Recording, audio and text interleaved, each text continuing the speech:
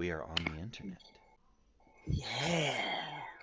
Congratulations, you sick folks. We're back again, and we're about to make that your problem. We're kidding. We love you, internet. We love you like half a bottle of sriracha and a bowl of ramen noodles.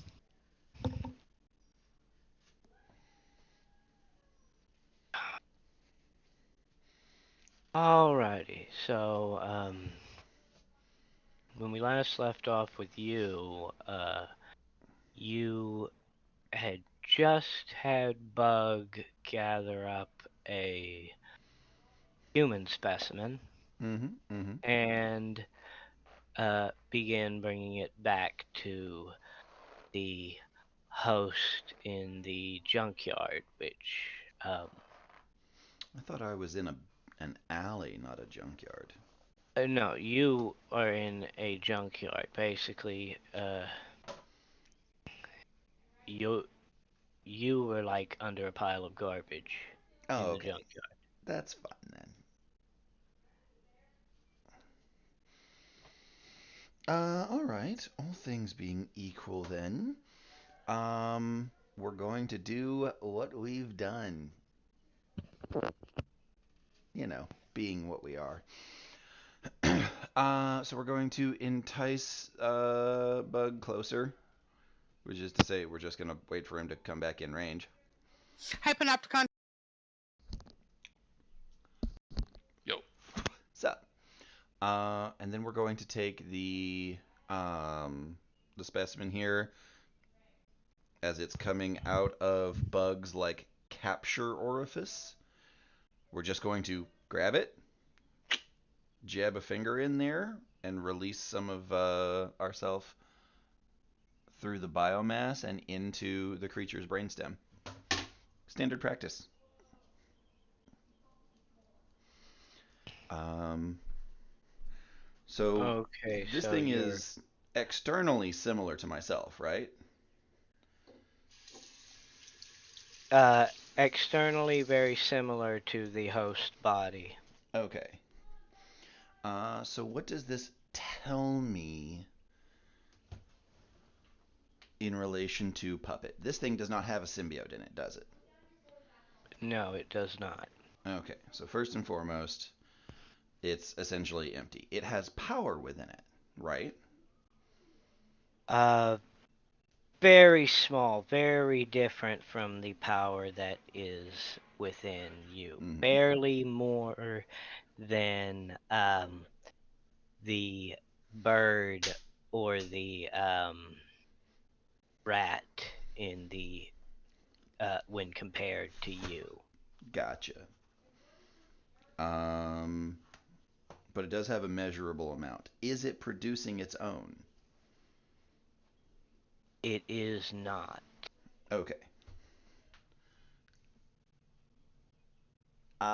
Then in that case, we're going to take the opportunity to sort of like sift through this creature. Um, we kind of want to learn about what it's doing. It's got some kind of like fibrous, non-attached, like heat induction layers that it's got. Like if a snake were to shed a skin and then kept wearing it. Um, we're looking at this thing and we're going, okay, so it's already very inefficient. The base design of my puppet of host is essentially this thing, but it's been hollowed out and filled up with power, right? Correct. Okay. So what we're doing now is, Now, but now if you are doing the whole jabbing your thing into it, you kind of, I'm gonna have you roll control. This will probably be the last time for that because speaking, you have consumed, this would be like, what, the fifth thing, something like different that. thing that you would have basically consumed for information. Yeah. So, you can get basic information at no rolls whatsoever, but so yeah, so I'll have you roll your control or did you already? I have not yet. Okay. So yeah, roll your control. All right.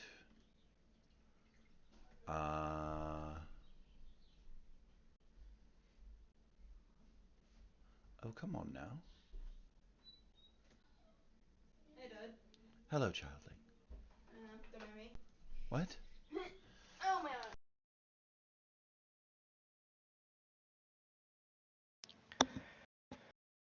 Why is it being difficult?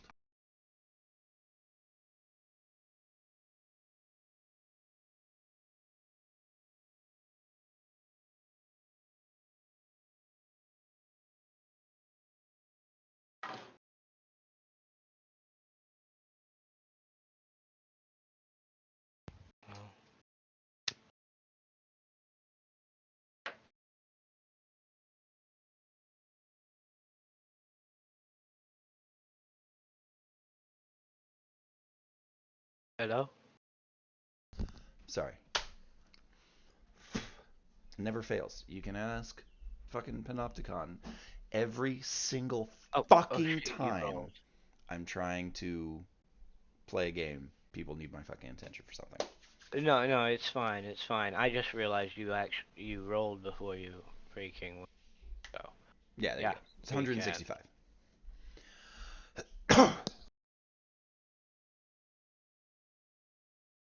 Wait, you got 105 as your modifier? Yep, that's my current level of control. Hang on, let me check. My Right, stat is 'cause currently a 205, but I haven't rescinded the other creature yet. Oh wait, no, never mind. It should be way higher than that. Because he's only got 25. So, no, my bad. hang There's on a another second. 70 to that.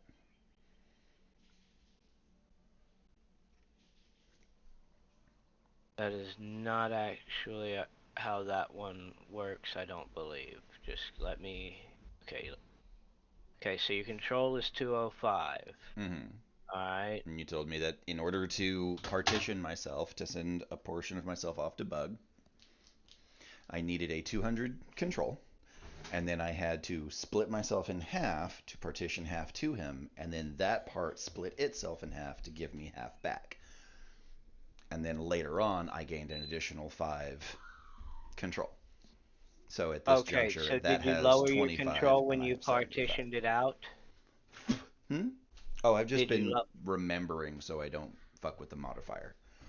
Right, but the way the modifier works, let me look at Right. your I'm saying the post. modifier should be higher because I forgot. I made things a little too even. It should be an additional 75 higher. So I Alright. breached 200 quite easily on it.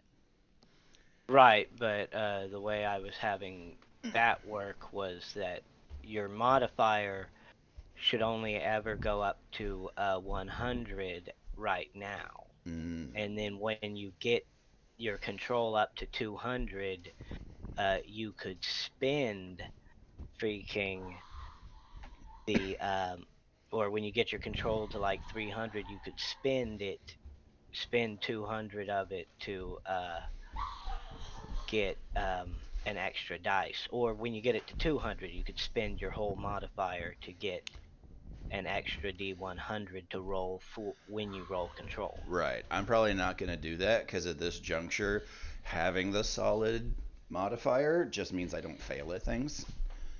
But that's why that's why I have to where when you can get the modifier to go up to 200, you have to be rolling 2 dice. No, I don't. You didn't tell me that. Well, I believe I did, but maybe I You worded it wrong. posited it as an entirely optional path. I didn't mean it to be an optional path. I meant it as no, that's how it works. Now here's the question for you. If Once you that's have the 2 dice, case, then the control can go up to 200 as the modifier. Or then the modifier can go up to 200. So, how much control is needed to add an extra die? 200. It spends Okay. 200. So I need to achieve Like, get an at the die 300. to not lose the 100 modifier. Okay. Well, no, no, hold on. So what you're saying is, as of right now, this very moment, my control should be a 5, and I should be rolling 2d100 on everything. Yes, Okay. absolutely. But you have the option to wait to exchange that control for dice, and the ability a higher max modifier. So it is If you optional. wish, that's the option, but you don't get to have the full control modifier freaking with just the one die. You can only have a modifier of 100. Say that one more time. So No, the just say the amount whole of thing again. I didn't hear you. okay, so while it is optional to wait until you exchange dice, if you do this, you still your modifier is capped at 100 times the number of dice you roll for control. So the number of control dice you have. So I see. Copy that's that. how it. All right, cool. So if you Continuing got on. saved up and got 500 or got 5 dice, but never freaking cashed them in until you had all 5, then you would go from having a max modifier of 100 to a max modifier of 500.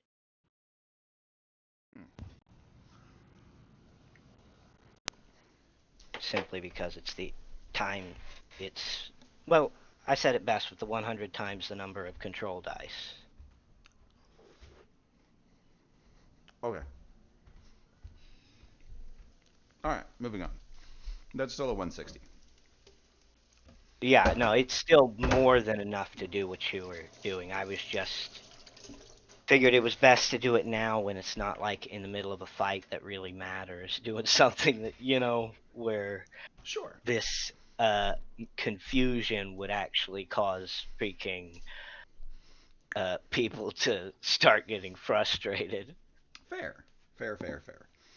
All right. So yeah, 160 to essentially inject into this brainstem will essentially just turn a finger sharp and make it hollow, which is something we learned from the bird's bones. And then we'll just Alright. stick it between the hardened pieces inside the puppet shape. Give it a little jab and inject a degree of myself into it in order to do things like prevent its involuntary reactions and prevent it from running away or making noises that could alert the rest of them. Alright. And at that juncture, we're going to take some time to examine the creature, find out what parts it has that I don't. Which, of course, the answer is all the internal bits. Yeah, all the squishy inside bits. Mm-hmm. Excuse me. Yours has the assimilation of the same thing down to a couple of inches at the thickest areas, Mm-hmm. and freaking beyond that is just energy. This thing has tiny, minuscule amounts of energy passing through it. Okay, this energy is passing through it.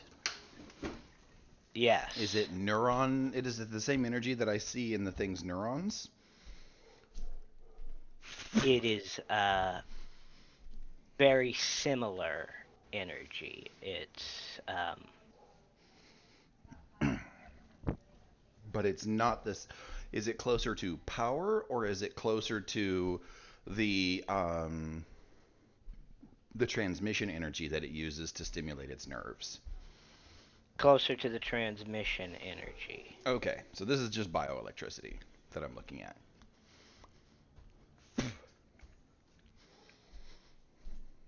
Um, we're sort of looking at it. So it's this thing, unlike me, like my puppet is static, right? if I don't inflict change on it, it doesn't really change.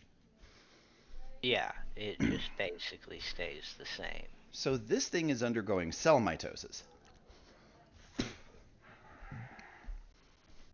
Yeah, this thing is undergoing all of life's normal functions, speaking the growing and dying of cells and Right. So at this shedding of juncture, skin are cells and all are the kinds. alleles and the lipids inside of this thing breaking down, or are they still reproducing faithfully? Essentially, my character doesn't realize it, but I'm trying to get a timestamp for how old the person is. After about Uh, 25, your alleles start defecting, and that's what causes like aging problems.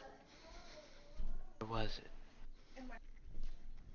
Short version: how old is this person?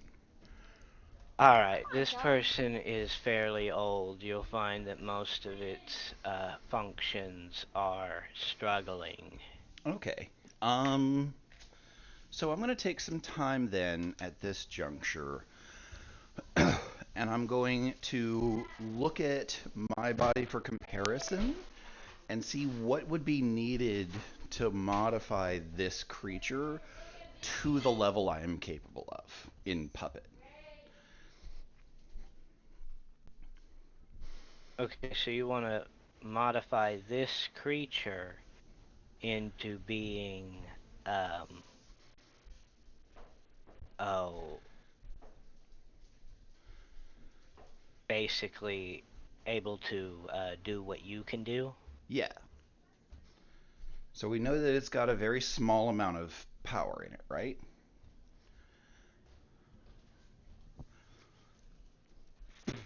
Correct.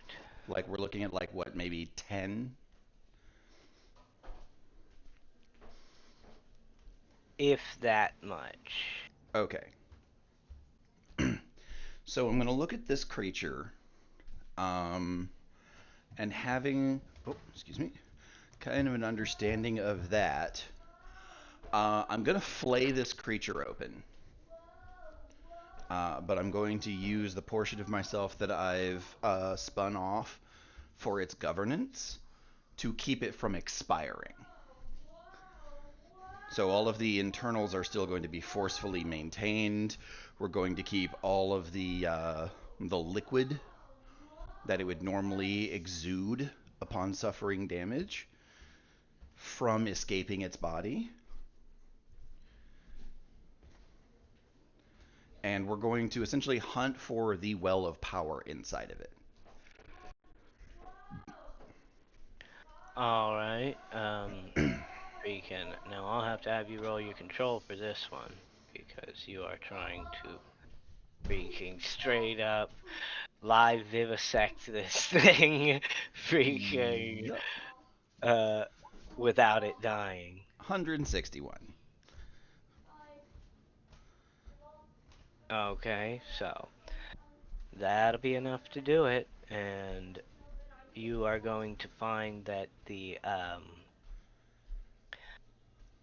power seems to be centralized in the heart.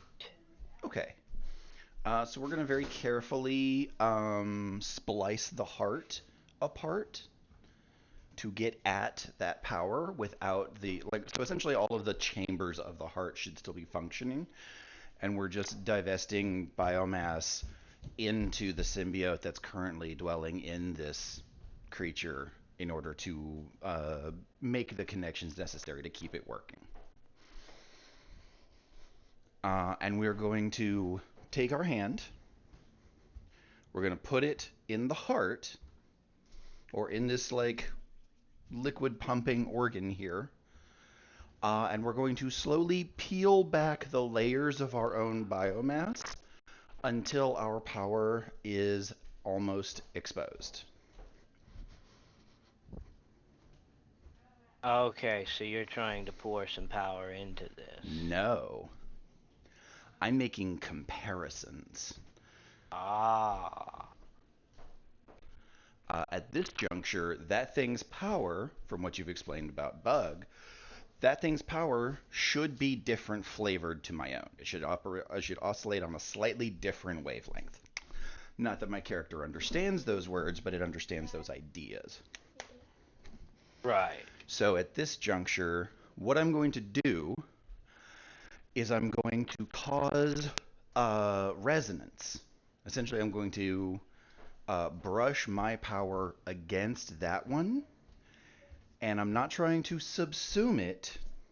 You're trying to see how it reacts. I'm nudging it until it operates on a sympathetic wavelength. Ah. Resins or resonance? Resonates. Okay, because resins is a Resonance is a substance. totally different thing, but it is also a physical thing that I can totally have fun with later. Yeah, but resonance. Okay, yeah. Yes. I promise I'm not. I know what I'm talking about mostly. I heard resin. I was like, you're putting resins in your body at this stage, you fool! But no, you're doing a no. All right. So then allow me to humble myself enough to ask you to say, all right, put that in dummy terms. What is your goal? I'm bullying the power inside this person until it matches the frequency of my own. So you're trying to convert that power into your power. Exactamundo. All or at least right. into one that if I match it, will seamlessly merge with the whole and won't try and it won't conflict.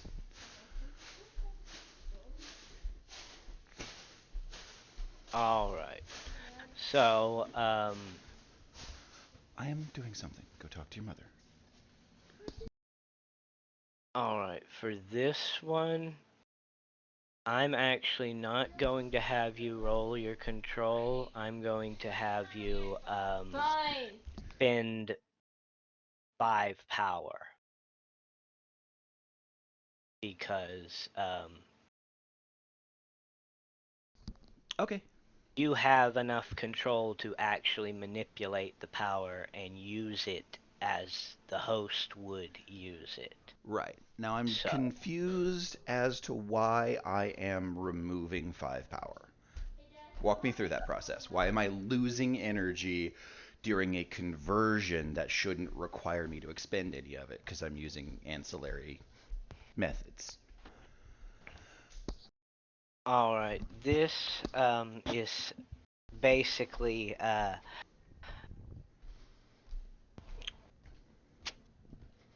this is using. This is like how power operates. Is you can spend it to do things. Now Right. you fed it to a thing which worked kind of different, but that was the only way you could spend it at the time because you didn't have the control. Now, this is the first time where you're saying, I want to do this thing, and the power in you reacts. Okay. So, in a sense, it's also the thing that opens your eyes to the possibility that, hey, now you can use the power in different ways. Okay.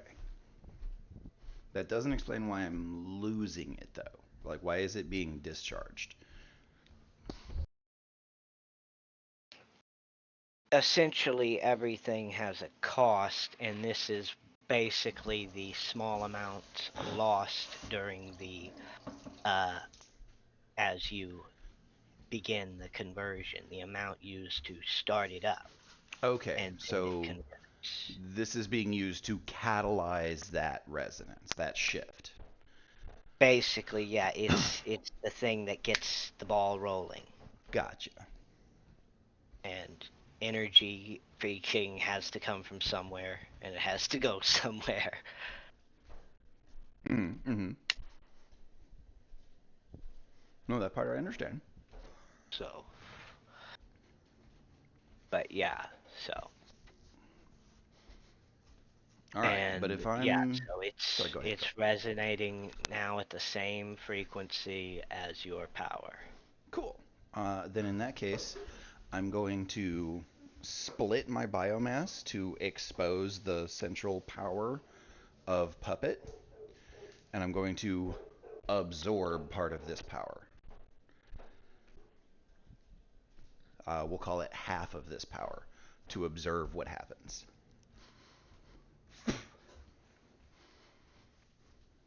All right. So at this point, you are absorbing half of this power. So that will give you about, I would say, 3 power. Okay. Which means that that would go back up, so it is a net loss, but the experiment is a success. Okay. It's a net loss for only consuming half of the power Right. So at this that is juncture, left in an old I did. person. So Did it.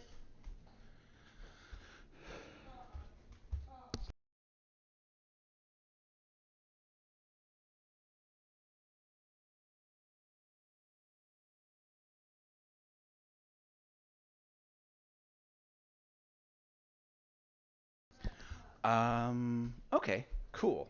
All right, we understand now. All right. So at this juncture, we're going to take the other 3. all right. So you're just gonna consume the rest of the Yes. energy. But we are making an attempt to keep the experiment alive during this process. All right. We want to keep the host running around during this, or at least functional.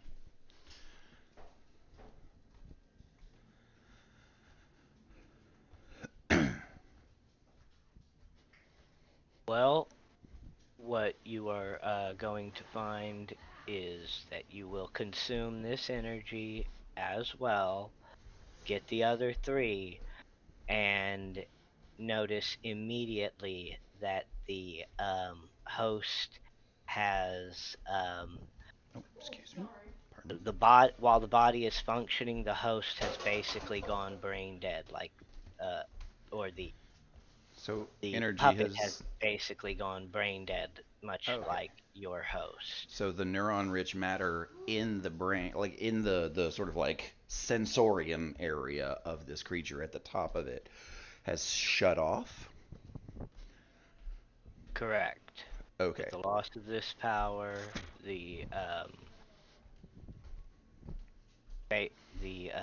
creature has become brain dead. Okay. At this juncture, we are going to seal it back up, and we're going to shift it. We're going to alter it. We're going to do some biomass alteration here. We're going to take the nearby chunks of the like durable shell. Essentially, do you want me to give it to you in the short version? Speed this along a little bit. You're welcome to word it however you Okay. I'm going to desire. pull apart pieces of the car and make an egg. And I'm going to armor it, and then I'm going to compact that steel because I've learned about density and durability. And I'm going to make something denser than traditional steel. And I'm going to place this thing inside of it. I'm going to fill it up with another 2500 power. And since it is still a functional entity, it should begin generating its own power.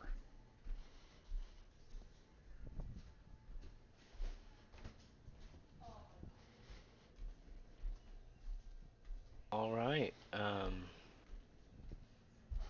did again. So I did. you are My shoulder. putting 2500 into it. Yep. Right. So you will find that is slowly beginning to make power, much on the same wavelength that in the same range as what Bug produces. At that juncture, I'm going to split myself again, so my core body now has a we'll call it 130.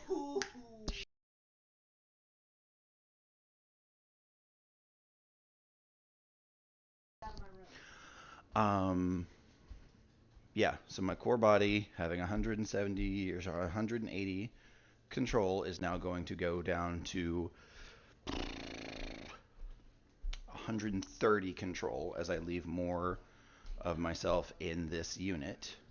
What happens if I increase it to, say, 3,000 power? Does it generate more on its own with more reserve?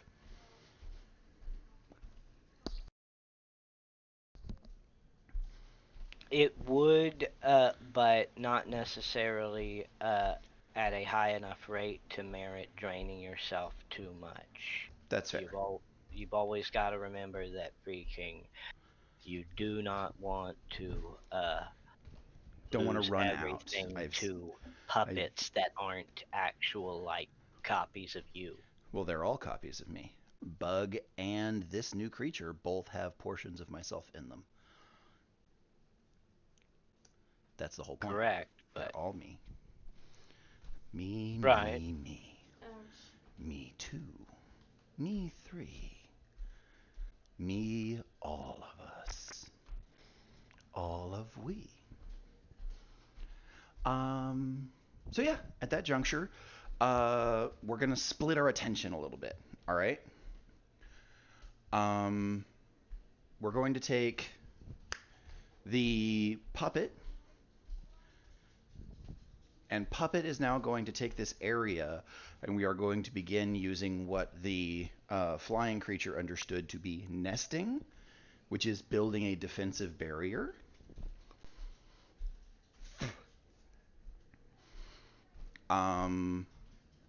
The version of me that is currently inside of this person is going to begin stimulating their neuron-rich matter to read their memories.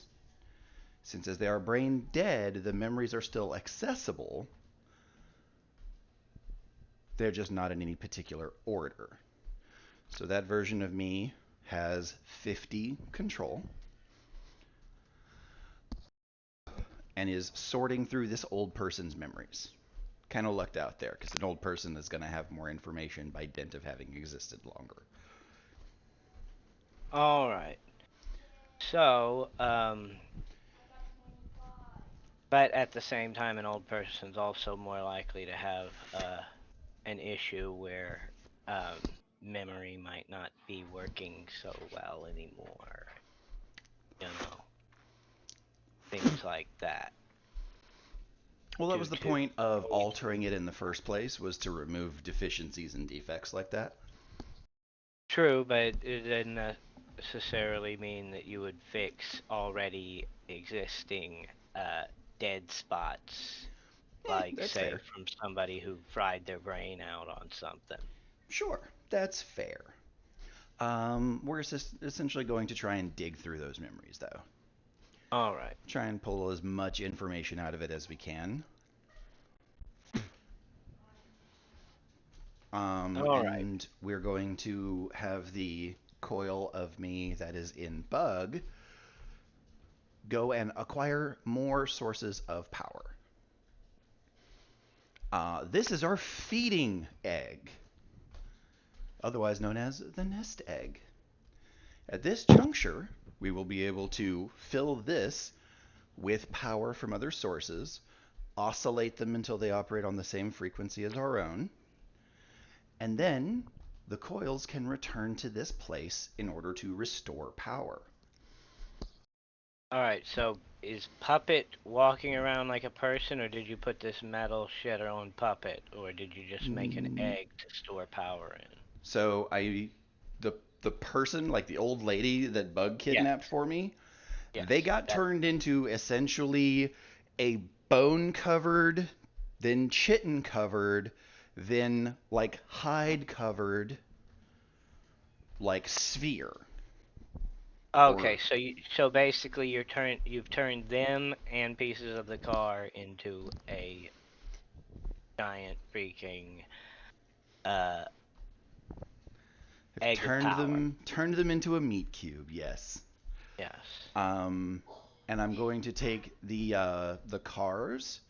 I'm searching out the densest ones, like the old ones that had like rolled steel instead of brushed aluminum.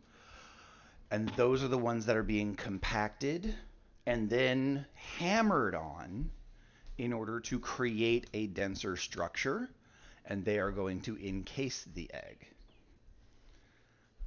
And then Puppet is going to start taking more of these metals and making outward directional sharp. Right. I understand what you're saying now. Yeah, All right.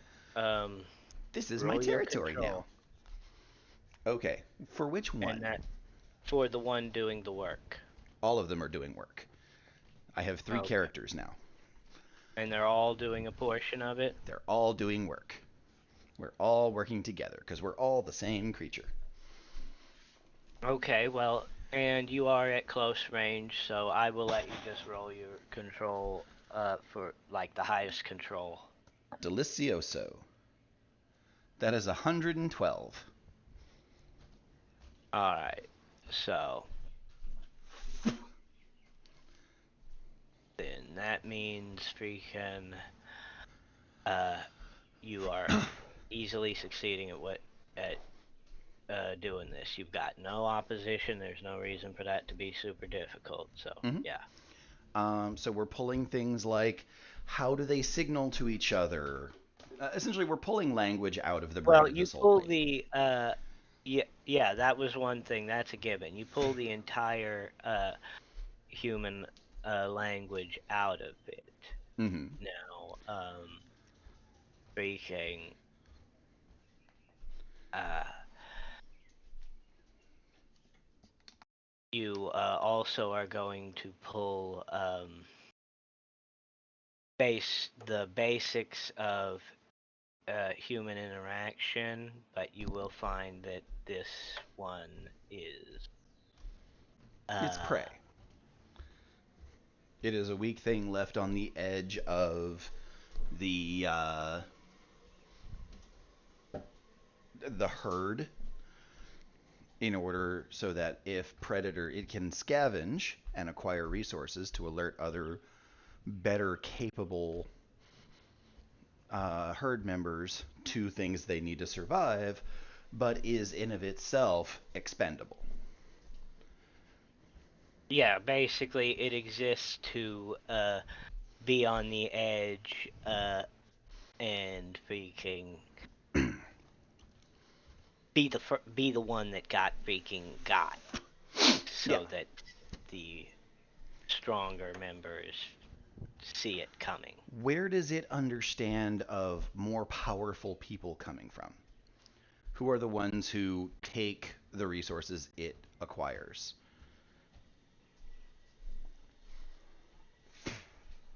All right. It seems to have 2 places where it would view well, really 3 places where it would view powerful people, but Mm-hmm. you categorize it into 2 as you view those that exchange monetary goods uh, and those who possess monetary things to be the same category. Sure. Whereas then you will see you're basically seeing businessmen and then like some Mad Max rejects. Mm-hmm. Mm-hmm. And the Mad Max rejects are not very inclined to ask for things. They come Sure. in, they take. If you fight, they hurt. More physically potent specimens. All right. Comparing its understanding of direction of where it was taken from where these things could be found, I'd like to compare it to my own um, symbiote vision as to which of those 2 places has a greater concentration of power. Either more weak individuals or singular strong individuals of those two groups.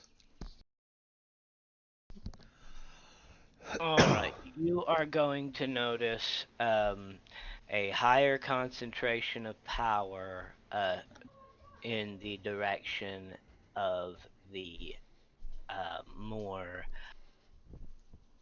mercantile, powerful people. All right. So there are more people there, or there are powerful people there? Like, how big There are are those more individual life signs? people. There are more people there. The life signs seem to be fairly indistinguishable as far as the power that they themselves hold. Okay. So, in terms of potency, are they this much power in terms of the person that I just took, or are they higher or lower? Well, you'll notice that the direction of the Mad Max rejects, the power is on average more potent, Mm-hmm. whereas towards the wealthy, powerful people, there is a much higher concentration of individual power signs, Mm-hmm. ranging from very little to very large amounts as far as they their variance goes. Okay. So the mercantiles, the havers of things, as opposed to the violence makers, have more people, tons of people who vary in power a little bit. Right. Okay. In that juncture, what does this creature understand their defensive measures to be like? If people go missing, who will seek those missing people out? Will anyone seek those missing people out? At this juncture, this creature uh, speaking recognizes that there will be or the puppet's memories indicate that there will be a certain group that will notice if um, people are attacked publicly, um, or if wealthy enough people go missing.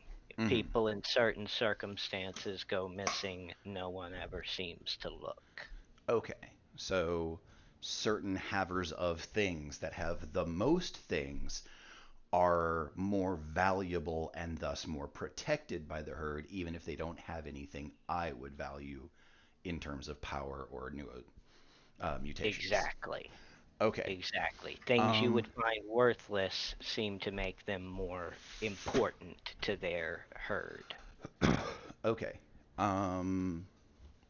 Very strange behavior. At this juncture, then, how many? Can I get a general estimate of how many between my own visual acuity and the memories? How many people are in the Haver of Things camp?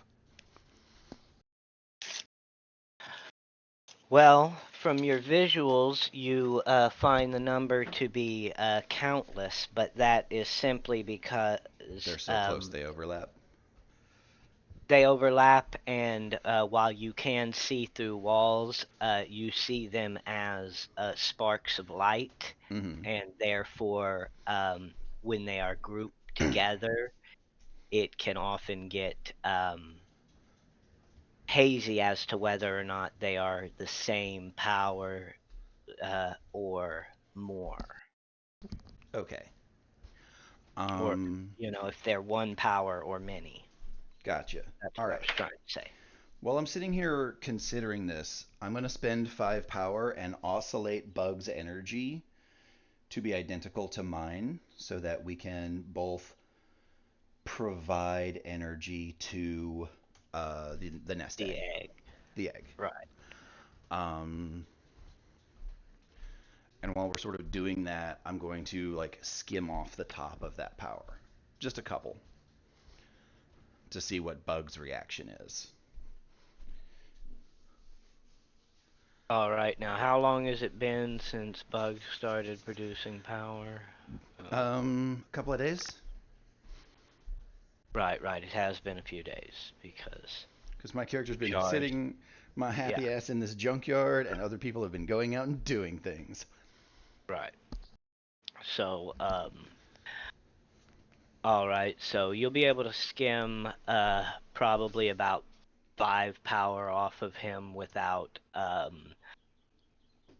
stopping him from producing. Okay, that's fine. At that juncture, he's like, I'm just breaking even on catalyzing this process in the first place, so that's fine. Um, at And this, since Bug is willing in this endeavor, you do not need to split him open. It simply freaking drawing close enough and both willingly deciding to transfer the power will allow Okay. it to transfer. so power does transfer without direct connection from my well to another source.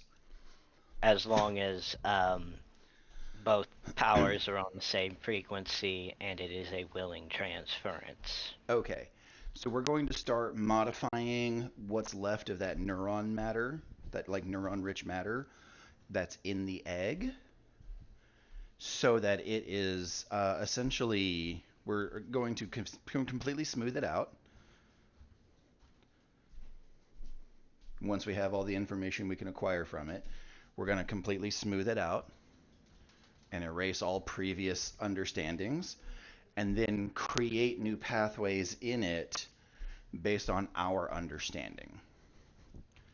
And we will instill the ideas we want, that oscillations that harmonize with the egg are to be willingly transferred to and from as they desire. Oscillations that are not harmonizing with it are to be absorbed and then converted. So that if anybody else comes into the junkyard, the egg, in its like little defensive structure, is just going to rip the power out of their bodies.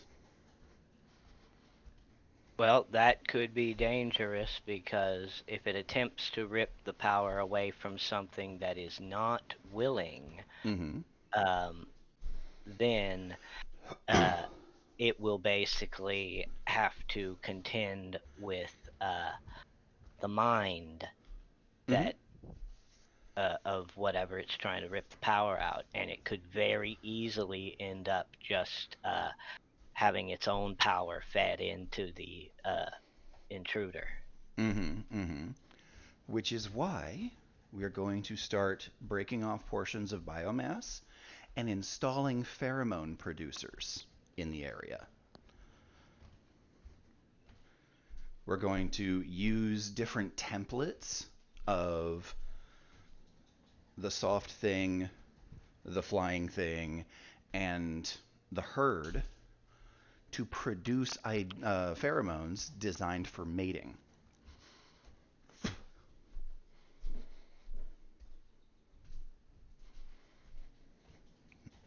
All right. Well, that being that, we can what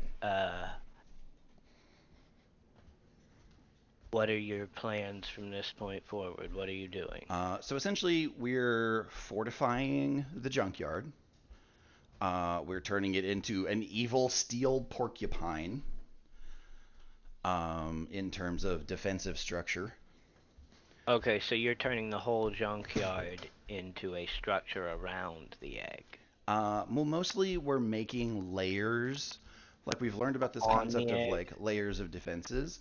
So the egg will be placed inside of a larger defensive structure, which will go inside of a larger defensive structure, which will be sunk into the ground All right. to hide. And then a false structure will be placed above it. And out of that, we will have essentially rings of like spikes and shit. All right. So you're building yourself a freaking massive egg-shaped freaking Oh no. Fortress of Doom. I'm building a Fortress of Doom. It's not egg-shaped. I'm not Dr. Robotnik. It's just sort of like squat and ugly looking because it's made from mashed together cars. Like I'm pulling apart the chassis and mashing the plates together and then just putting them in there. I don't actually need to go inside it, so there's no doors. It's just a big box. Box. But at that juncture, I'm then taking other things. I'm making sharps, making like weapons or not weapons, I guess. I'm making like spikes or spears, stakes. That's what I'm making. That's the word would come to me eventually. I'm making stakes and implanting them around the area. Now you will have to be able to come within probably about 5 feet of the egg in order to be able to transfer power. That's But cool. being as you are a shapeshifter, a simple grate is not going to stop you. Yeah, we'll You do know. that. We'll make some small graded zones that are like on top of the structure or at the base of the structure. Like literally just small gap in the zone in the structure somewhere. Freaking, it could be defended by spikes. You can move past it. We'll set up a little path. And then around the structure, we're making small devices that'll be about the size of a fist that are designed to produce pheromones designed to encourage mating. Signs signaling that a member of the species is ready to mate in order to draw in both animals and like insects. And we're going to set up we're going to essentially make it like you've seen the old Batman and Robin movie, right? George Clooney. Yeah. You know how Poison Ivy had that spray that she would just spritz, and people would just be completely fucking loony. Yeah. Just do whatever she wanted. That. But what we're doing is we're essentially combining things like dopamine and serotonin with the chemicals that or the pheromones that are like designed to signal interest in mating. Right. So you're that- making everybody freaking who smells it high and horny. Yes. They're way confused, a little horny, and are biologically keyed to go, whatever that thing wants, I should do because I'll get something good out of it. So that in the event that they come into the area, they're willing. Subconsciously, whether they believe they're in danger or not, they're willing to transfer energy. So we set up relays like you were talking about previously. We set up relays in the area as well so that in the event that they come close enough, they don't have to get within 5 feet of the egg. They have to get within 5 feet of one of the relays that's connected to the egg. That works too. So that it has a longer range, and if people enter the junkyard, they fall under the effect of this chemical warfare, and then we just pull it right out of their bodies.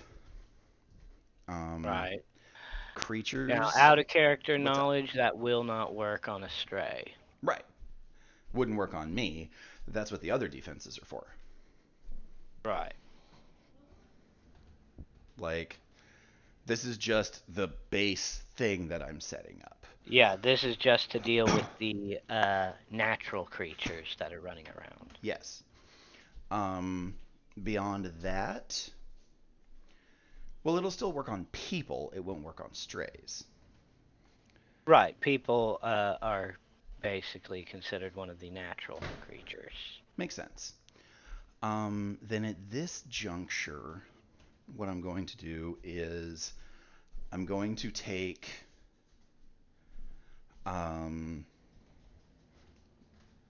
like once I've set up this defense, or while I'm setting up this defense, Bug is going to be observing the Haver of Things camp.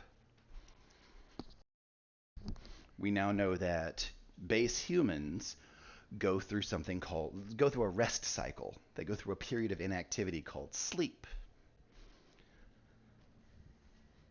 And during that period, they're vulnerable.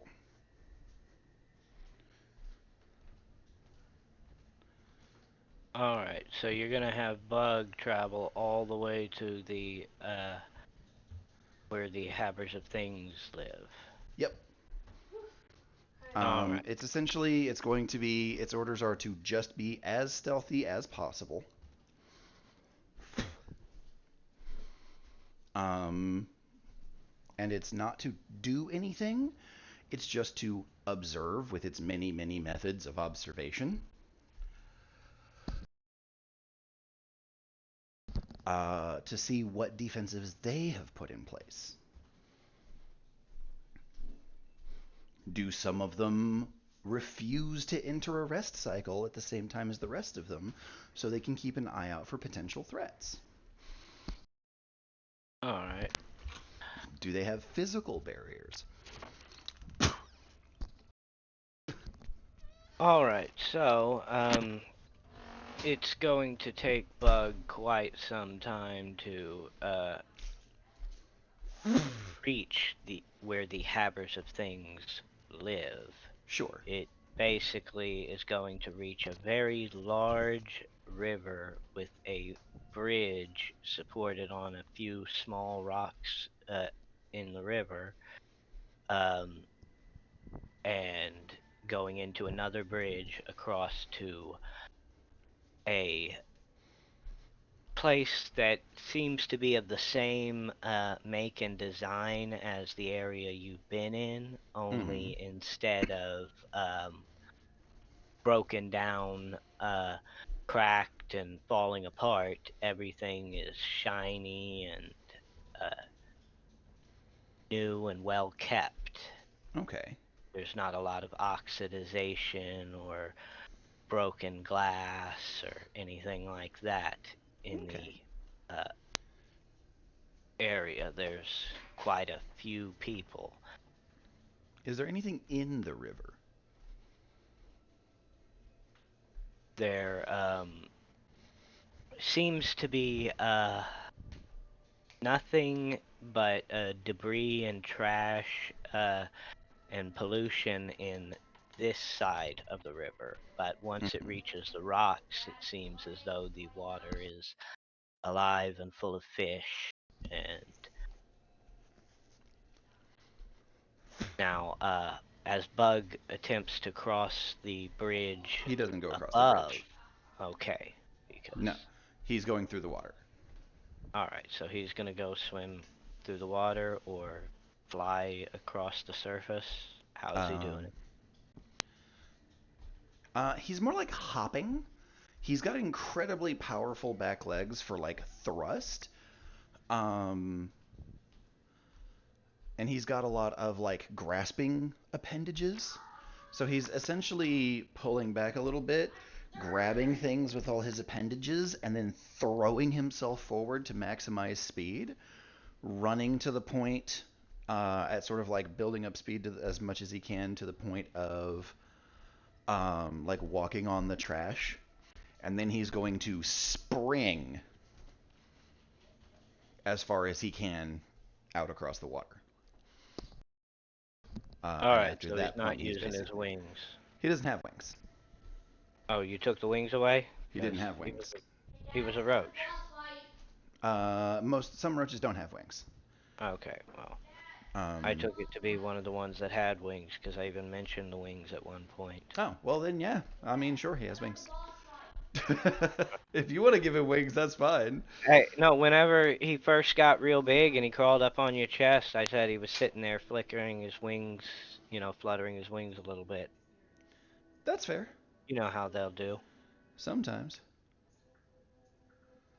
Yeah. That being the case, then yeah, he's going to fly above the water.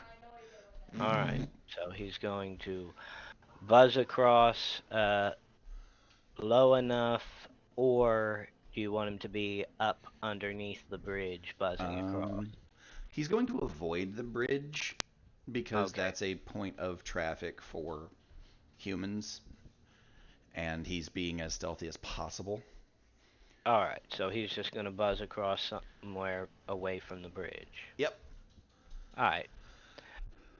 So he'll buzz across over to the shoreline, and he's going to notice that there are a lot of the metal things that you guys have been using to build a base out of. Only these are moving Mhm. around with lights on and everything, which, Okay. you know.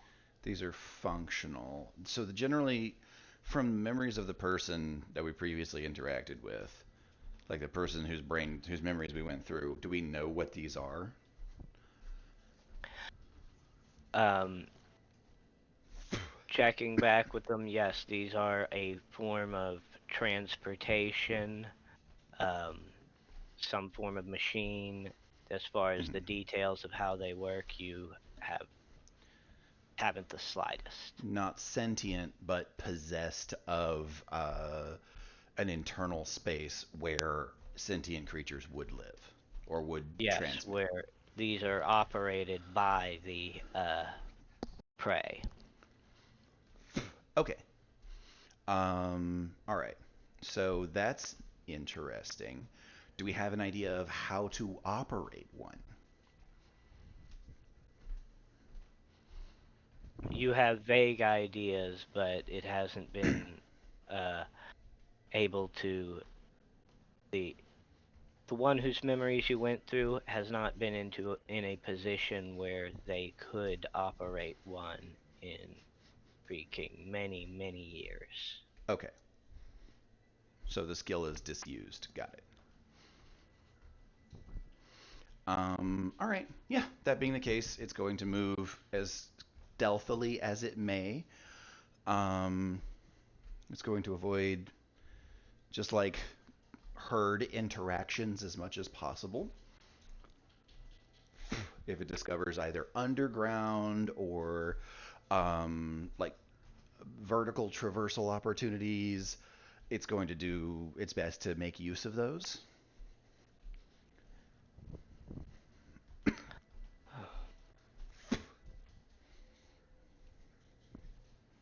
Well, at this point, it will not discover any underground opportunities for motion, but it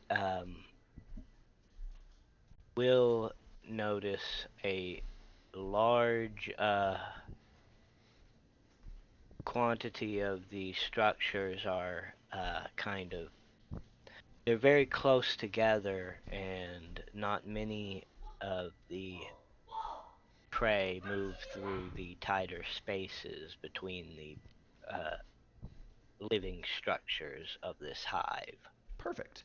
So this isn't like a Mad Max zone, right? They're not like No, this is like a modern city. it's like a fully functional modern city. Correct. Okay. So You at have that left Mad Max Zone. cool.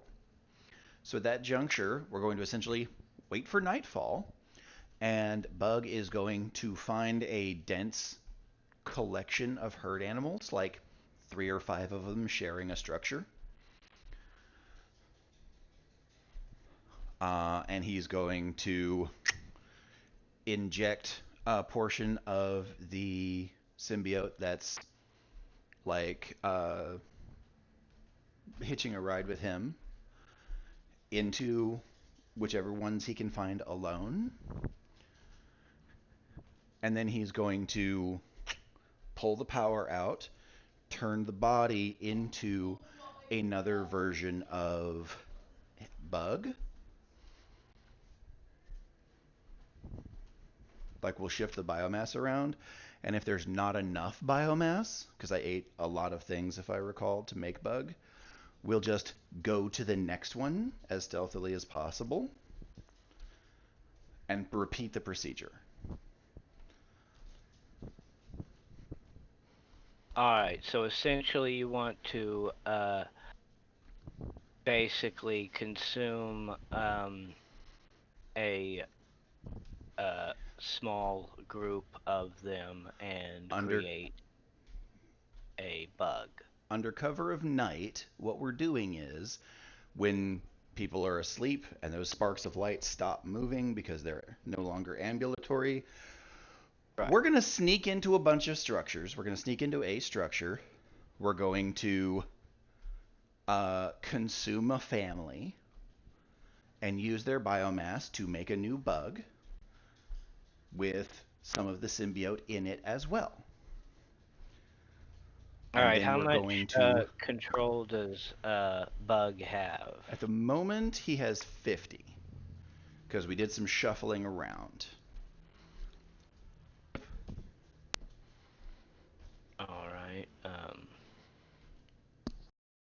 As a question, did I gain any control off of the things that I absorbed from the old lady? Because there was a lot there that taught me a lot of things. All right. So did Bug gain any control off of that, or that Well, what no, you're- my question is just did we in general? Oh, Because for a you- bit you there were we were all sharing, and I right. gave a bunch to Bug in order to let him go do this. All right. So yeah, I would say that freaking you probably gained about 10 points of control out of that one. Sorry, sweet. Okay. All of We can make that work.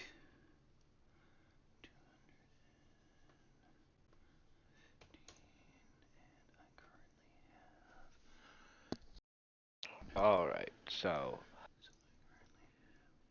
I'm going to have you roll control for Bug, and we're gonna see how this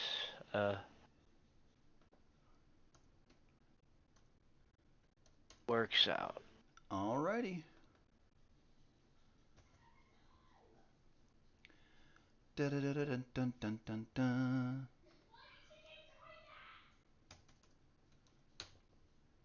132, because I rolled like a boss.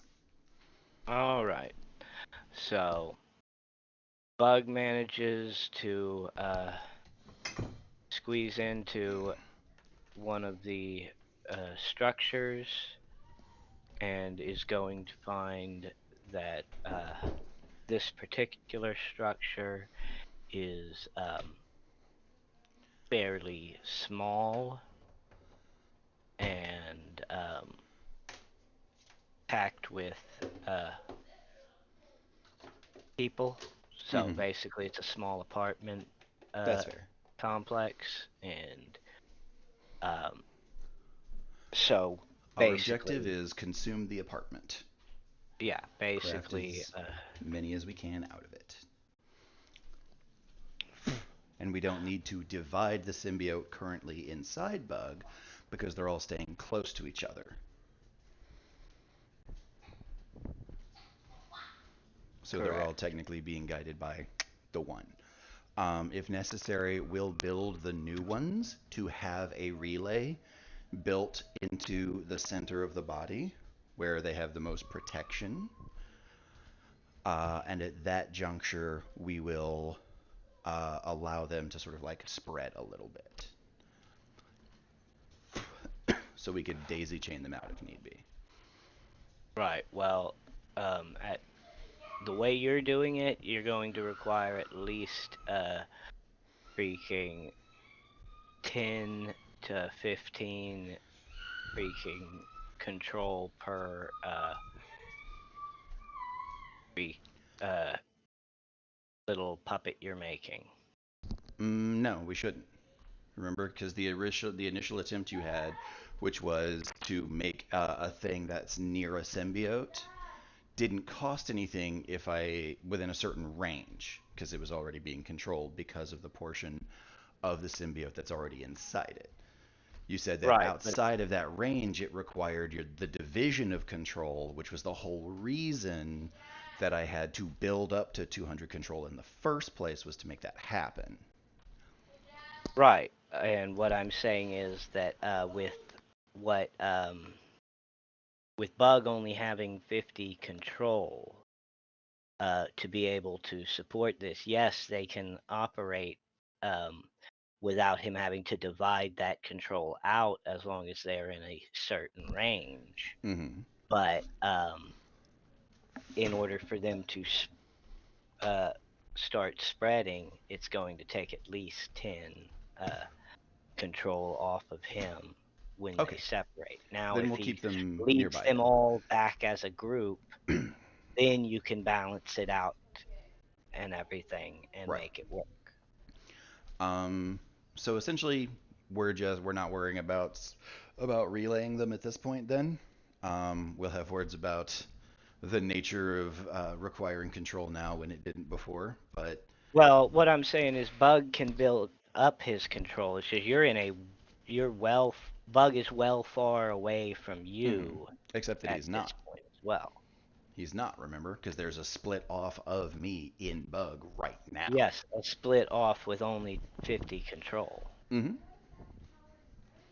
Right. Yeah. So this one doesn't have the 200 control Mm-hmm. needed to make the. You said we didn't need a 200 control. I needed a 100 per symbiote in order to be able to divide them more.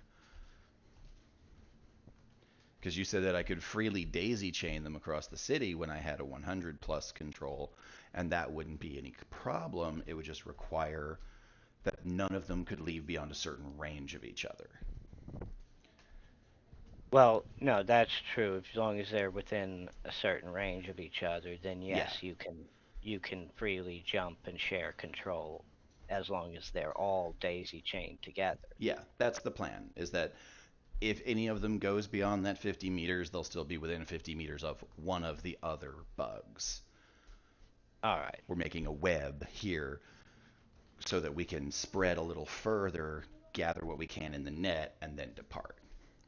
At this juncture, what we're doing is we are accumulating a vast well of power from all of these people. Step 1, pull the power out. Step 2, convert as much as possible into a new bug. If you don't have enough biomass to do it, you go grab 1 or 2 more. No, for the sake of posterity, it should be said I am not sparing the children or the elderly. All right. So basically, where are you capping it? How many you grabbing? It's not really a measure of how many, it's a measure of how long. Because we are, like, I've never seen an apartment complex that didn't have another apartment complex near it. Real estate's cheap like that. Once we finish with this apartment complex from top to bottom, we have accumulated as much power as we can inside of a well, in as many of the creatures as it takes to carry it. We go to the next building. We go to the next building. If you're looking for a hard cap... Give me a second. Uh-oh.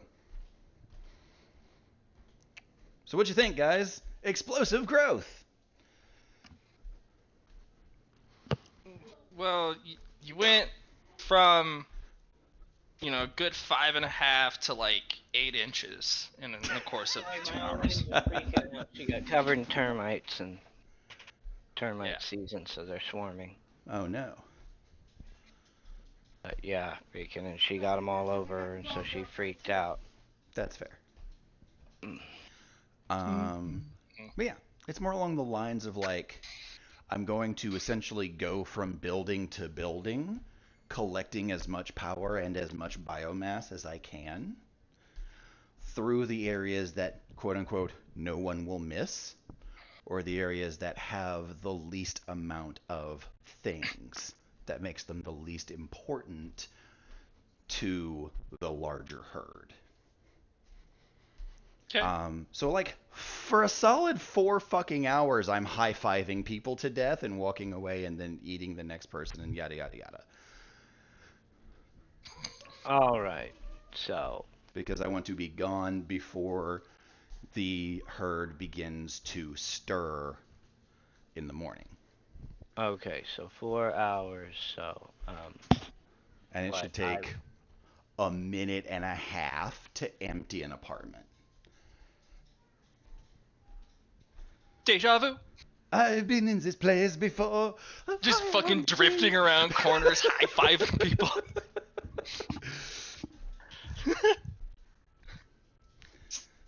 Kill everyone in the building. Deja vu in reverse, picking up the bodies and eating on the go.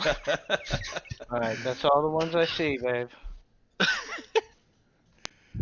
We got sassy here. Truly Right, deja oh. vu. All right, so So we're emptying a couple of city blocks is the answer. A couple of city blocks of like dense apartments, like tenement housing, where there's like 100 to 150 people in one apartment. all right, so what we're Or gonna we'll say do one is, apartment, one complex. all right, so You actually might run into me. I just cleared out a slaver camp. Oh no, I'm in the other side of the city. I'm over the river. he went to the live city. This is where he's doing it.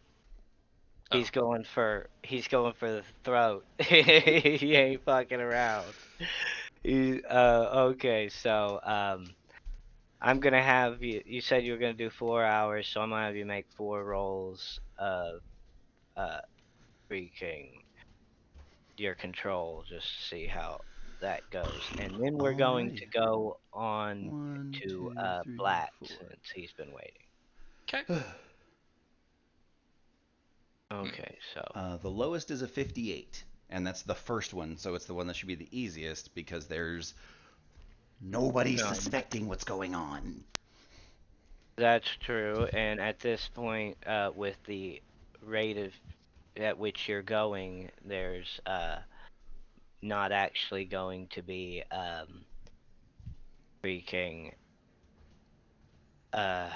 any reason that the 64 won't succeed as well, simply because freaking nobody knows to worry about anything. Nobody Your survives long enough to raise go-to their voice. strategy for Bug has been to inject stuff into them to keep them quiet. So Mhm.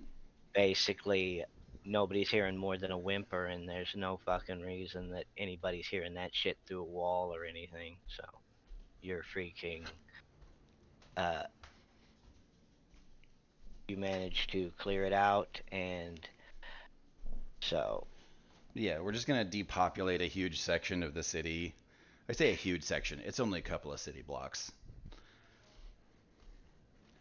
all right. But it's very much exponential because the more of them I have, the quicker the process goes because I no longer have to hit one apartment at a time. After the first apartment, if there's like 2 people in there, I can hit 3 apartments now. All right. After so- that, I can hit 6. After that, I can hit 12. After that, 24, all at the same time. So a minute and a half at like top velocity means that I can take over an entire tenement building after having cleared the first one. The first one, say, takes me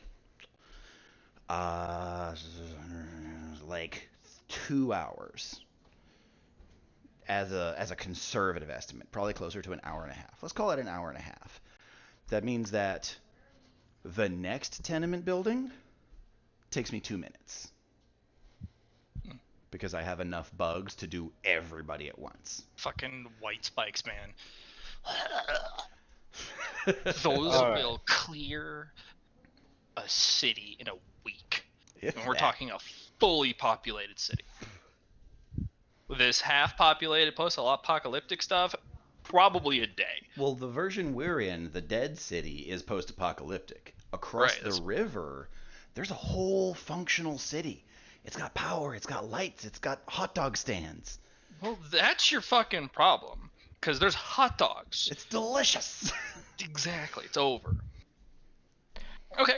So, All right. The you managed to grab about 500 people and pull in a total of 3,500 of their wavelength of power.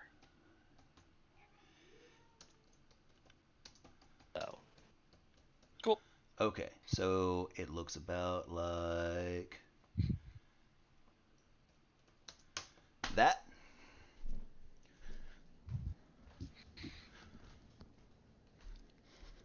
All right, Jim. I hope looks you got your about big boy like pants what? on, because what I'm about to do is gonna hurt some brains, and I hope you're in a good space. Because if you think what he did is amazeballs, I got something about on par. Now, here's my question. Why is it only 500 people? Does it reach a point where, like what's the, given the amount of time that I have available, I'm sorry. Well, you said about 4 apartment blocks and everything, and 4 city blocks. An apartment well, covers like a quarter of a city block.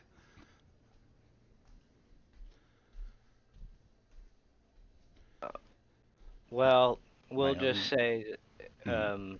freaking. Well, one, it wouldn't be 500 new bugs. I would say that Does in it take? order for it Mhm. to successfully be able to support the symbiote itself and keep from dying, um, you would that would basically equate out to like 2 new bugs due to the power requirements needed to keep Well, the that's the thing, symbiote DM. going. That's the thing is there's no power requirements on these guys. Remember, because all of they're doing is carrying around the excess power from the people we feed. I only need one symbiote and one power source that's supported by the original bug, and the rest of them are all drones, essentially. They're not real bugs. They're essentially hollow Okay, man. so all right, so these are just basically being puppeted by a small section of you just driven into their freaking bodies. Yes. All right. And that's sort of the setup there is when I get them back home, then we can start setting up new like we can start actually taking bugs and making them full insects. My question is if I'm getting like my question is the number of people that I can acquire. Because like I was saying is that like I can hit like 12 apartment complexes. Are we the baddies? Yes. Or at least I am. That's why I'm named after the serpent that will destroy the world. Okay, fine. Then double the numbers and that'll be fine. Cool. I'll deal with double the numbers. That works for me. So Uh, 1,000 1,000 people white and spikes? Are you? Yep. Oh my god. okay. Now we're gonna go over to Blatt, who is going to notice that a very large section of the lights that were visible in through his vision of the world uh, just winked out Hmm. and then sort of got like reflickered back in. Okay. Different energy though, right? So they underwent a transformation of energy from state to state. it's more like they all Um, mingled together. Like somebody took 1,000 shot glasses and poured them all into one pitcher. Oh. Hmm. but from your perspective on the things, the way they look in your vision, it's hard to tell if it's one or many when they're all clustered.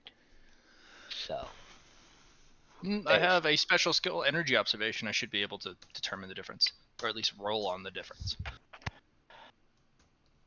well, it's a matter of the distance away from you where this occurred. Well, GM, I think there's a thing called I'm gonna stare at it real good like and try and parse the different nuances of energy signatures and vibrations, because if they're all identical, then they've fused. If there is a slight nuance differentiation, even if it's minuscule, even at distance, that should indicate that it's a cluster. I'd like to attempt to at least try to differentiate. All right, roll the skill. Okay. I am a big proponent of just at least getting to try. No, absolutely. Did I argue? I said, You all did right, not. roll the skill. That's true. You did. But rolling my gas today. Oh no. Well, in God. my game, it'd be amazing. I've been rolling Right. amazing if it was my game, but if it's... All right, so you're not really going to be able to tell very clearly that whether or not it is one or many, but you can tell that it is clustered to the point that if it was many, you would be wondering why are that many motherfuckers all crowded together in one place. How far away? Yes. Probably about Huh? freaking Not with all of that red sauce on it. well, you're out in the desert still, You aren't don't you? want it? Yes. You're out where the Mad Max fight went down. The Okay. sour cream is solid. So it's about halfway across Did you the not dead refrigerate city, this? which Hmm? is Shady, you've been home for 5 hours. basically, I'd say, This needs hot sauce. 10 if I'm gonna eat miles it. down, And I'm almost certainly going to poop. 10 miles of desert and about 5 miles of city.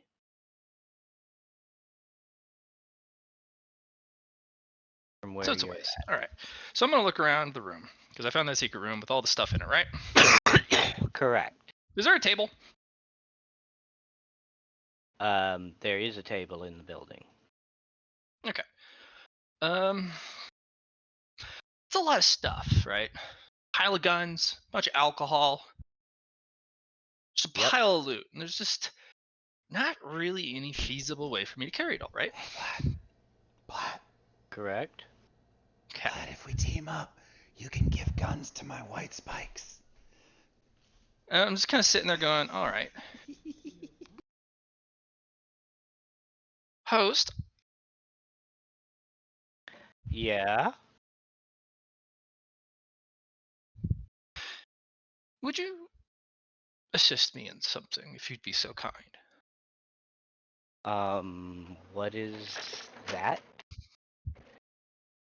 I have, thanks to your connection with me, a curiosity. I see the world differently than you. As my natural Yeah. state, I see energy. I see space with energy in it. But with tapping into your sensory organs, I can see and hear and taste and feel and smell like you do. And I'm very grateful for that. And it's added a multitude of layer on top of what I can detect and perceive. So, if you could, can you find the flattest surface you can think of, or you can find?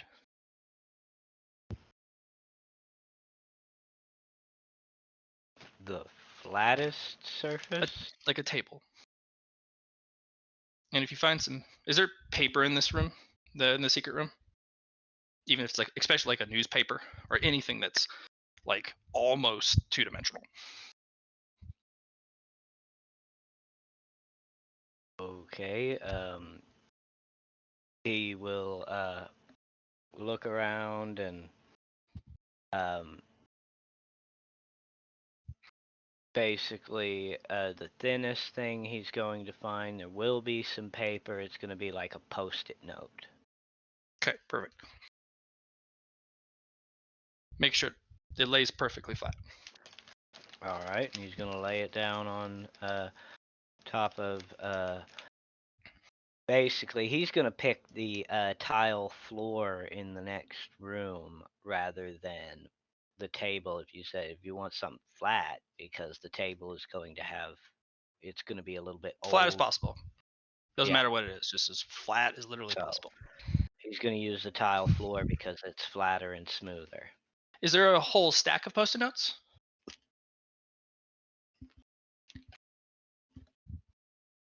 About a quarter stack of them. Okay. I'm gonna have him slice off the sticky end, so it's just the flat end, so it doesn't curl. Because sticky notes always fucking curl if you have the adhesive part when you pull it off. Okay. Yeah.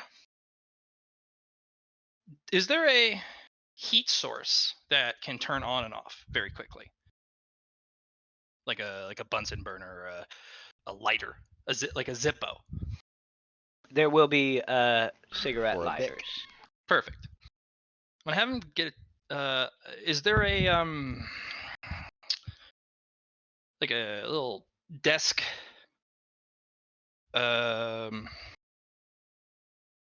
little desk stand I can put on the table for later, and it's like a paper holder, something like a little on-table paper holder. You mean a paperweight? No, not a paperweight. Something you would slide the papers into to organize. A paper organizer. Oh, you mean like a little file tray? Yes. All right. There is not one nearby. Can I just makeshift one, even if it's just small? You will be doing so out of your body, and therefore, it will be part of you. No. I'm literally saying I go and find scrap. Oh, And makeshift scrap. Yes. Scrabble something together. All right. So once I make that, I'm gonna have him sit down. And I'm gonna ask him politely and chemically coerce him into perfect calm and absolute serene logic. I'm gonna ask him if he'd let me control the arms as he sits down at the table or whatever the flat surface is with all the things I've assembled. All right, you'll say, okay, go right ahead then. I appreciate this. I'm gonna have a rock on the side. That'll be my last piece. As we sit down, I'm gonna really stare at the surface with pretty much all the senses I can. His, mine. I'm gonna look at the rock, look at all the guns, look back at the flat surface, look at the Zippo. I'm unable to carry stuff. Not that many things. Sure, I could stretch myself in every feasible shape. But at the end of the day, there's a limit. Why?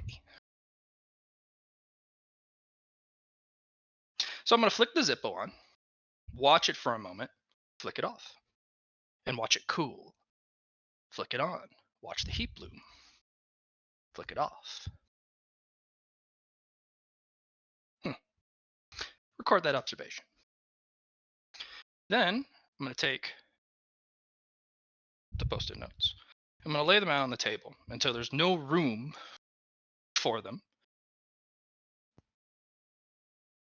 unless I stack them on top of each other, unless there's overlap. I'm going to observe it. I'm going to flick the Zippo on, off, and observe it 3 times. And then I'm going to stack post-it notes on the file tray, the makeshift one.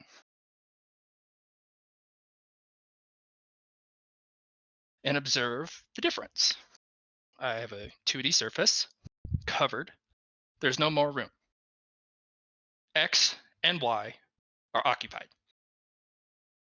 So how do I fit more objects in that space? I must introduce a new dimension, the Z-axis, the 3rd dimension.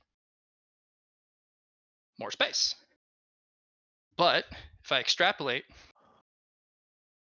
and fill that with post-it notes, there's no more space.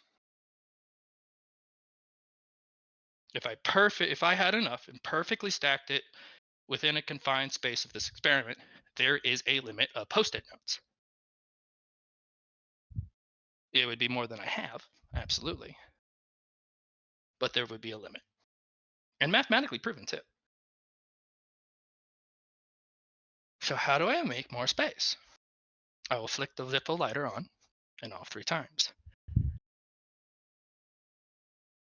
You know, the one thing that is observable by all entities with any sentience, and even just living things with some sort of neuron structure, electrical impulses, is the observation of time. I'll pick up the rock, put it back down, pick it up, put it back down, and record what I see. I'll also move every gun from one side of the room to the other, one at a time. I will observe the observation that I have carried every gun. I was able to carry every object, but on a 4th dimension, time. I have observed it with his. I've observed it with mine.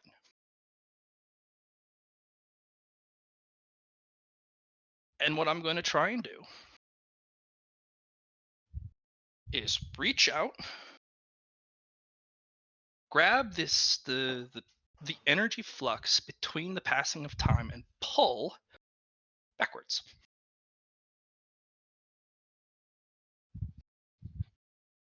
Should be observable. I have more senses than he does. Instead of having XYZ, I'm going to have plus, plus, plus, minus, which is actually known as Minkowski's spacetime. It's a 4th dimensional manifold. I'm going to make space Spicy. by having either had it in the past or had it in the future. Because in the observation of me picking an object up and moving it across the room and setting it down and then going back for the extra gun, I am going to get that gun. And I'm going to have moved it and put it in my hands. And the previous gun, I had it, and thus I moved it. And I'm going to use energy observation and aware to really perceive the nuance of all energy movement between the manifold of what was, what will be, and juxtapose it on what is. It's called a tesseract.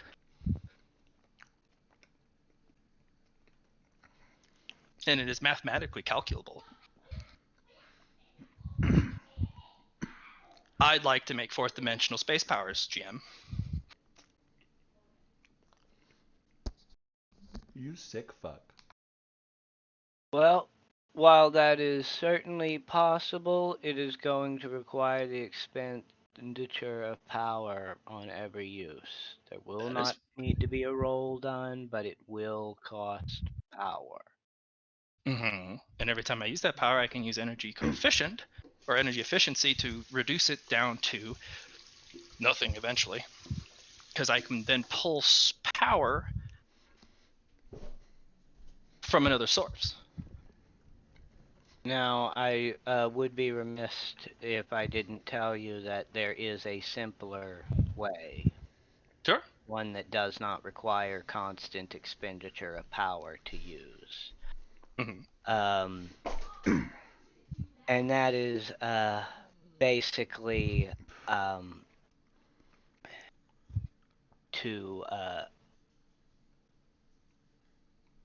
essentially within your core, where all that energy is kind of like a pocket dimension you can build in yourself. and store things, Sure. an infinite amount of things. He doesn't want the storage thing. He wants time powers. Look, time powers are more than possible, but there's a lot to consider, including the fact that while moving time is relatively easy, you also have to remember that everything is moving. So you'd have to continue moving in the same direction with the same rate of change. There are many calculations that That is must perfectly go fine. right in order for time manipulation to not leave you, like, say, for instance, reaching out into the void of space. 127,800 kilometers out in space. Or, yeah, pretty much. I'm aware. That's why I've been working on observation powers, energy conservation powers. Right. So, Sure, I can have an infinite tesseract within inside me, but if it's an infinite space within me, you've given me what is better, and I can superimpose that infinite space outside my vessel, which makes me just about unkillable as possible. well, Because if it's infinite, like you said, then oops. we start dealing. No, it's perfectly fine. But the whole thing is that then we start dealing with the very fabric of reality and just how strong that is and how that reacts when it's being pulled at by a different reality. Sure. The universe itself is infinite, therefore, freaking it is going to fight with the same sort of ferocity as the infinite in you. Sure. So what I'm going to do is I'm going to juxtapose fourth dimensional mathematics with an infinite tesseract space. I don't need to do perfect math because I have an infinite space in which to operate in. I'm going to use that infinite internal dimensional to make the power use and the calculations have what is that called? A range for error within acceptable parameters. I know I'm going to have to practice at it. And that's what I'm going to do. I'm going to use some of the guns. I'm going to armor up. And I'm going to have him shoot us until we get it right. Until I can start moving bullets in the future or into the past. Moving guns out of space and time. I had it in the past, or I would have had it in the future, and that's where I'm going to store it.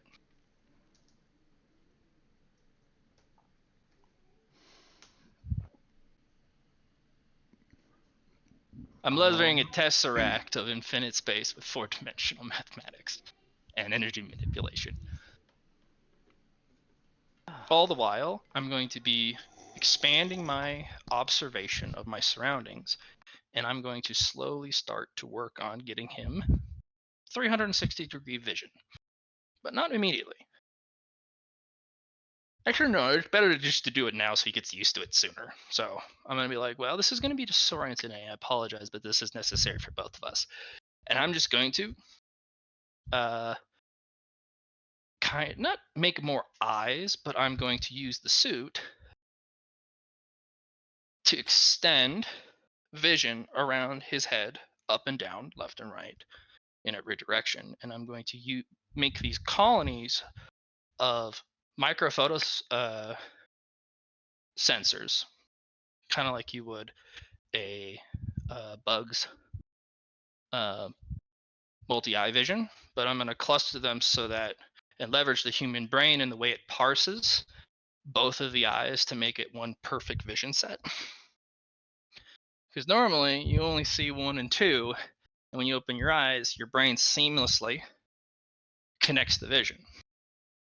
it also has this incredible peripheral vision set. So I'm going to create vision patches on all the blind spots. And it's going to suck for both. Well, for him, not for me. But I'm going to have him get used to it as soon as possible. And that way, I can see all variables to make this math easier. See all, know all.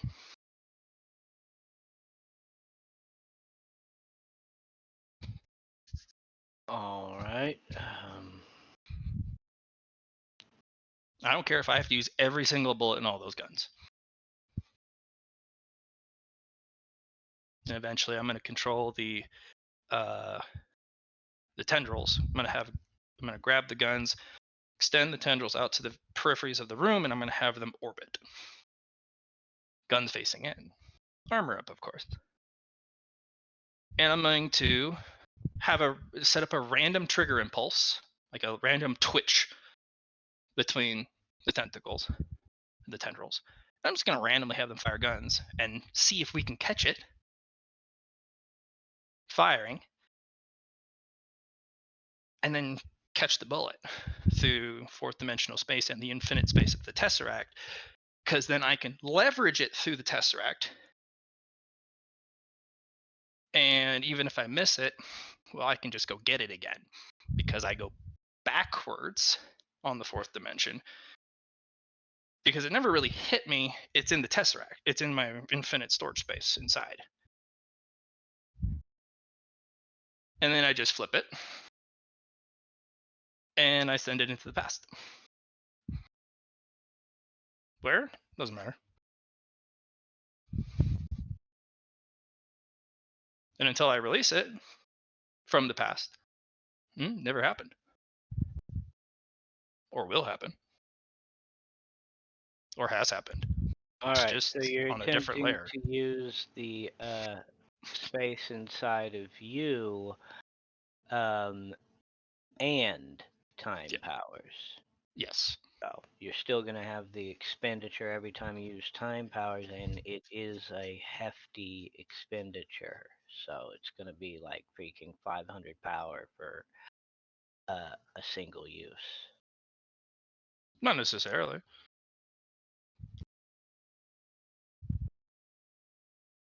I have actually done all the homework. If I just said I want time powers, I would absolutely say yes, Jim. 500 sounds reasonable. But that was why the experiment came into play. I went through every step of interacting and observing my environment to further compound my understanding of space. And you said doing is very important, especially with the host. Correct, but we're also talking about how power operates. So while you will be able to lessen the expenditure through power recycling, it still doesn't change the base cost of fucking with time. Shouldn't. You said there was no cost to using the infinite storage space, right? That's basically utilizing the pocket dimension Did within something yourself. pop in your room? Did you hear a popping noise? Right. Okay. But if it is infinite, Oh, okay. the bullet Nope. will travel forever Okay. until I it believe you, runs sweetie, out but I of can't energy. pursue any further. And or I could extrapolate said energy No, they work fine. from One of them wasn't even on. the kinetic energy of the bullet and use it to help pay for the cost, and or if it just goes Well, into the kinetic energy is not the same as the power. Sure.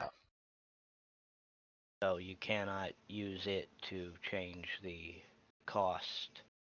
But if you're just trying to catch it in you, just trying to catch a bullet, then that doesn't cost anything, but that you're going to have to roll on. Well, let's start with that. Let's start with catching the bullet in the infinite space. Let's go through the process. All right, so then you're gonna basically be firing the gun at yourself and trying to catch it. That's the way you're doing it. With my host's help.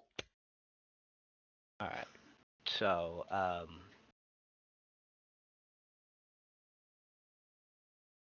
well, the first time you fire, you are going to be able to see the bullet, but I'm going to have you roll your control to see freaking. Or right now, I'm going to have you roll your aware to see how well you can see the bullet, because you will be able to see the gun fire and it leaving the barrel, but it's a matter of. All right, Panopticon. so you manage to keep your eyes on the bullet as it travels the whole way. Going to with the 100, I'm going to observe it travel through space. All right. And then I'll have you roll your control to try and catch it. I would also, with that 100, like to observe the energies as the object is moving. How does it interact with space? How does it interact with time?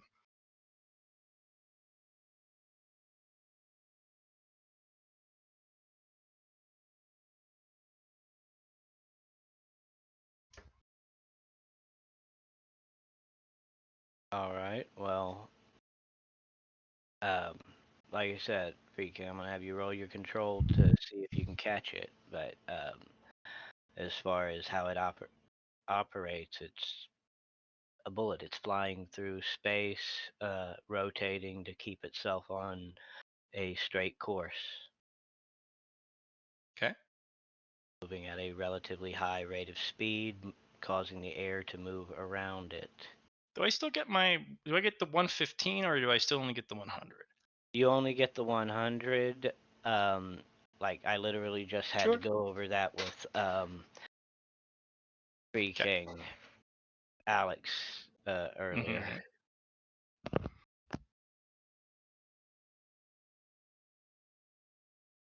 Mhm. Also, I'm doing all of these experiments, especially on the energy side, I'm trying to observe energy and also recycle energy.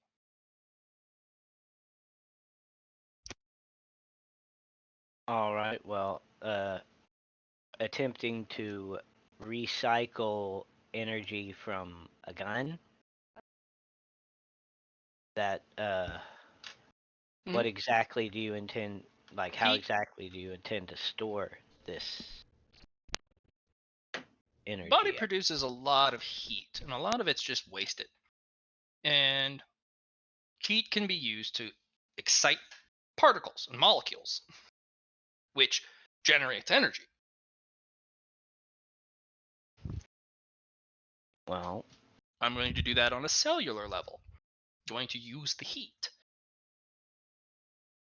so essentially, you are attempting to apply heat. Thermodynamics to myself.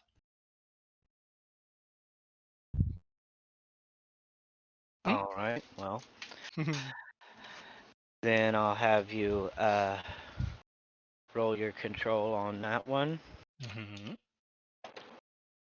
And give me a Rolling moment. pretty okay right now. All right.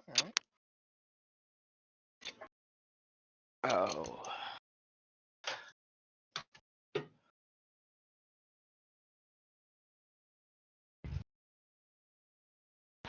I observe the bird running around the stirred coffee cup. All right. So what we're gonna do is we're gonna give you a freaking plus 19 to your control. So your control goes up by 19 points. Mm-hmm. And then Does my aware go up? no, your aware does not go up. Well, you did the head wrappy thing, so I'm gonna let that freaking increase your aware by I'd say about freaking 5 more points just from I'd the head. argue 30. Because Well, what not you only got- am I, well, if you know the human's limited vision, it's a specific cone. But it's not even half. Not only have I leveraged 360 degrees, it's not just front and back. It's not just having a strip around the back of the head. It's up as well and down. So True, I'd but argue 35, because I know there's other ways to be aware other than just physical sight. well, the the whole thing is that it to try to equate it out as vision increase to exact aware is to basically discount all other senses. So That's why I'm saying the maximum bonus you can get from a single sense wrapped to almost maximal levels would be a good plus 15, because if you count all the other senses, you get up to about 65, 70, and then there's that 30 of the preternatural sense, unless 100 is the absolute cap of where.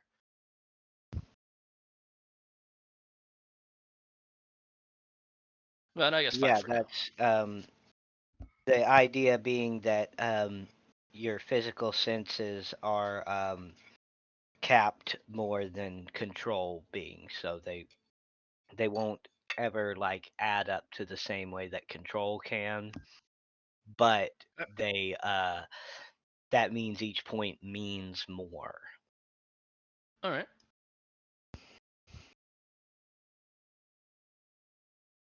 Okay, so I got 2 good control rolls for one for the absorbing into the infinite pocket dimension space, and then the other is the thermodynamics control, which then is energy recycling and energy observance. Which, does my energy observance go up because of my ability to observe the gun firing in such a perfect way? Yeah, I will let me look at stats real quick. But yeah, I will give you another 5 to energy observance and a 2 to energy recycling.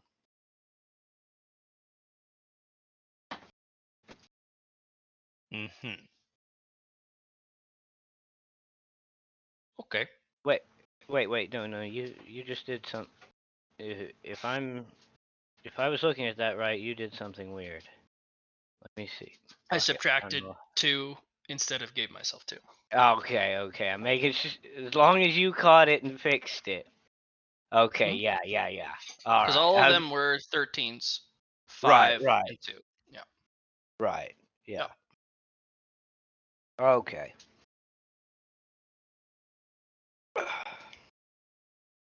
But yes, and so you have successfully managed to catch a bullet in the void within you. Okay. I'm gonna look inwards into the space and watch it travel. All right. Well, in there it seems to be hanging in stasis, where it's I'm going to observe the fuck out of stasis. yeah, it is not moving whatsoever, but you can feel that all that energy is still present. It's just not actually doing anything. Okay. I'm going to observe the entire interaction. I'm going to go through itemized step by step of why, how, why isn't energy traveling? What is causing this? Because a bullet, it goes through a lot of energy states. Not only is it centrifugal force, because it is spinning because of the rifling, it is also causing heat because it is pushing particles of molecules out of the way as it goes through atmo. And if it's caught, it should have been paused in time as it entered, which means all of the energy states interacting with that bullet at the precise moment it was transferred from real space into, well, whatever this liminal space is, should be perfectly preserved. And all of the forces interacting with it to keep it as such, because that is an unnatural state of not only energy but physics. It also has all sorts of kinetic energy attached to it because it's supposed to be going. Oh yes, and while you can sense all of that waiting to come out, it seems as though, for the time being, this object has been yanked out of time altogether. Okay, all right. So, as it is, time is simply not affecting it. Okay. So GM, I'm going to take my perfect observation of the 100 with the bullet. And I specifically went out of my way, and I'm a complete energy being. I view everything on an energy scale, and I should be able to see energies that other entities can't. Beyond the wave spectrum. What's time's energy? Because if this is no longer subject to time, time is a literal factor. It is a substance. Because if time is no longer pressing on this thing, it's quantifiable. And I'm going to go rooting for it. I'm going to parse every little thing, interact with every little particle in the air. I'm going to, everything that is touching the armor, which is me, I'm going to look deep. I'm going to look not just at the molecule level, but the atomic level, the subatomic level. I'm going to go and look at every interactive forces and itemize and parse it until I find what is time.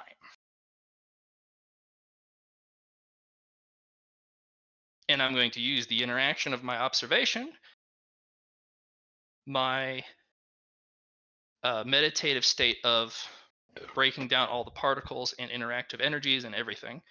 And I'm going to use the suspended bullet in the space, specifically not affected by time. What is missing? And I'm going to use that in a series of experiments to find it out. All right. Well, how long are you putting into this session of experimentation with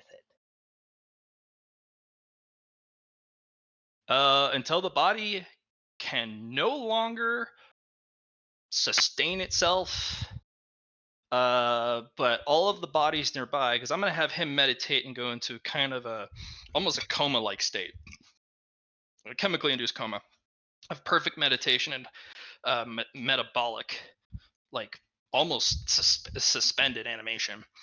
And all of the dead bodies nearby, I'm going to have a little tendril go into them and just suck nutrients out of them when I need to until they rot. And I'm also going to have those special objects, the ones with the energy residue. I'm going to have a little tendril poke into those as well. And kind of hide in that back area until I have solved it. And I'm going to use all of the examples. I'm also going to use the decaying bodies as a further example of the passing of time, the exchanges of energies, energy changing states, because energy is not lost, it just changes. All right, so this is all just energy observation then, right? Physical observation too. I have full. I don't have limitations on what I can and can't observe because I'm not human. I'm so far from human. My whole body is a sensory organ. And I'm just. My whole body is a penis. Thank you. I'm going to utilize and leverage all of his senses along with all of the senses. And I'm going to really hone in and push all of the senses to the limit. Push it to Oh, yeah. the limit one more time. All right. So what I'm going to have you do is I'm going to have you roll since the main one you're after is the time thing, it's going to be energy observation since you are trying to recognize what is the energy of time itself. So 10d100. Because that is the thing you told me for new powers. Right.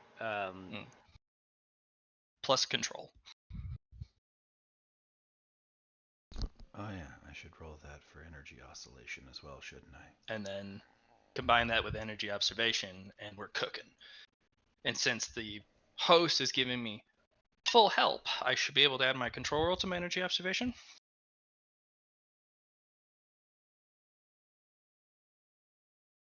Yeah, I'll let you add your control results to your control to the observation. Mm-hmm.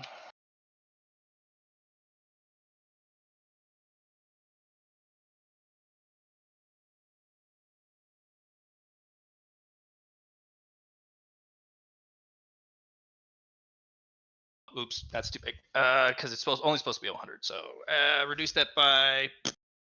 Sorry. Because I added the 152 By instead, 70. So it'd be. So it'd be 153. Yeah, 153. Sorry. Thank you. I can math. I can math too, but only when I'm. Yeah. All right. So 150. 153. Uh-huh. Oh well. All right. Well, you're going to get to where you can just barely start to perceive the fabric of time, but you're going to feel as though at this juncture you have hit a limit in this until you're well, hang on. Before I say that, let me double check the stats on your host just so that I can see. Yeah, no insight yet. I'm gonna So, push power into it from my host to push past that limit. I'll put power as a cost to break this open, so that I can perceive time. You need 50,000 power. Nah, I'd give up 1 to 2k power just to perceive time. Easy.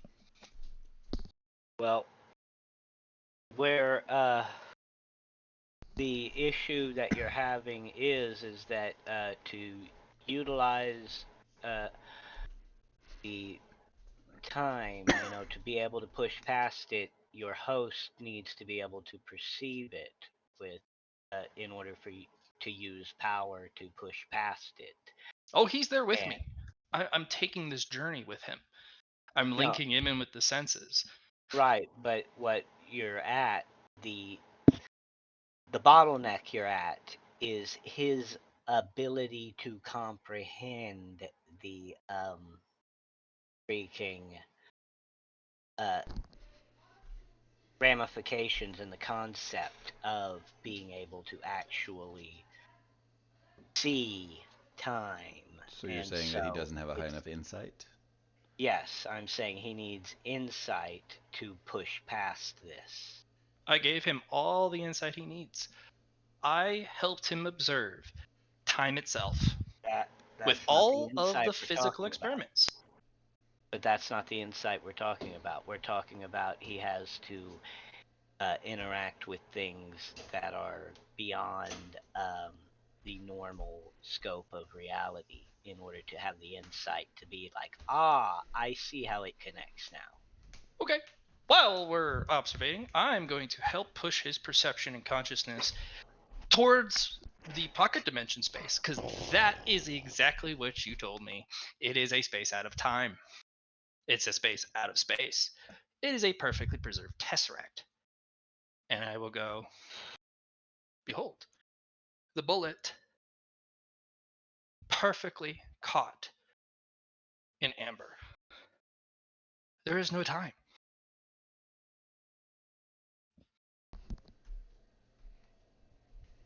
And while I will say technically, yes, you are correct, that is what that is, but that is also a part of you and,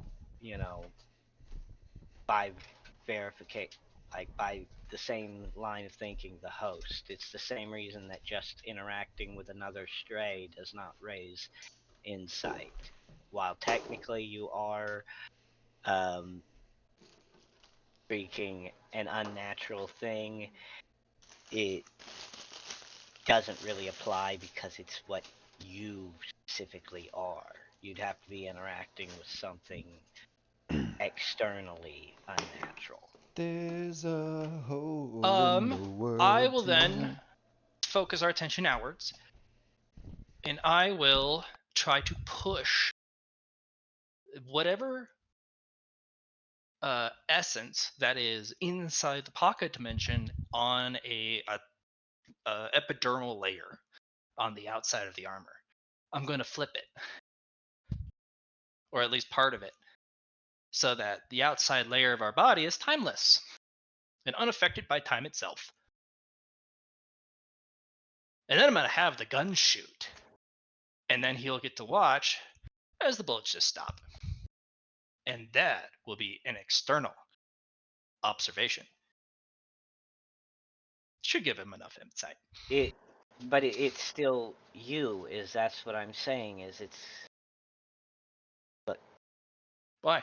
What we're down is to a rules as written versus rules as intended type situation. You have no fucking rules, dude. Nothing about your game has rules because you have nothing written down.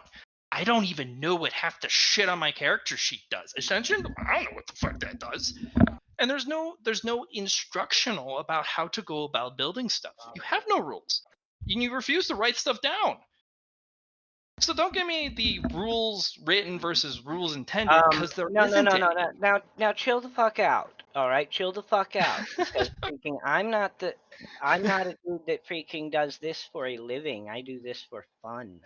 All right, so I have the right to not have shit written down, and especially when 90% of what you guys is doing, literally you were given a basic template for how the game works, and you all said freaking, I don't want to do that. I want to do something completely experimental that didn't even have any stuff formulated for it already. And I took Okay, off well- sprinting into the distance like Macaulay So, Culkin, and I'm Well, allowing waving what my template? hands in the air. maybe when What was I'm the- trying to give room for creativity and you to do whatever you want, then maybe you can ease up off my nutsack about freaking me being able to have everything written down. Otherwise, we're not going to be able to play every week because I'm going to spend most of my time writing shit down.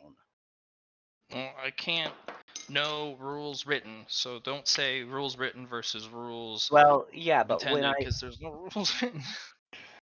Come on, bud. all right, but at the same time, I'm saying freaking it. While technically, yes, that is basically true based off what I said. I'm trying to get across that when I say something external, I don't mean it's something where you just do something and increase your own insight.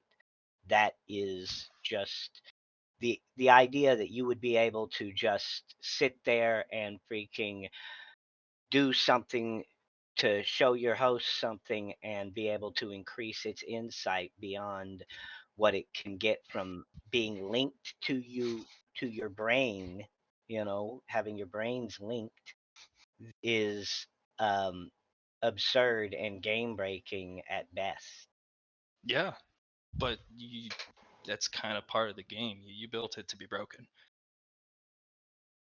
True, but like I said, I intended insight to be something where you actually have to go out and start, messing around with things that might be able to hurt you in order to freaking Why? increase. Why It's would I not have to something you can sit. interact with things that would be harmful?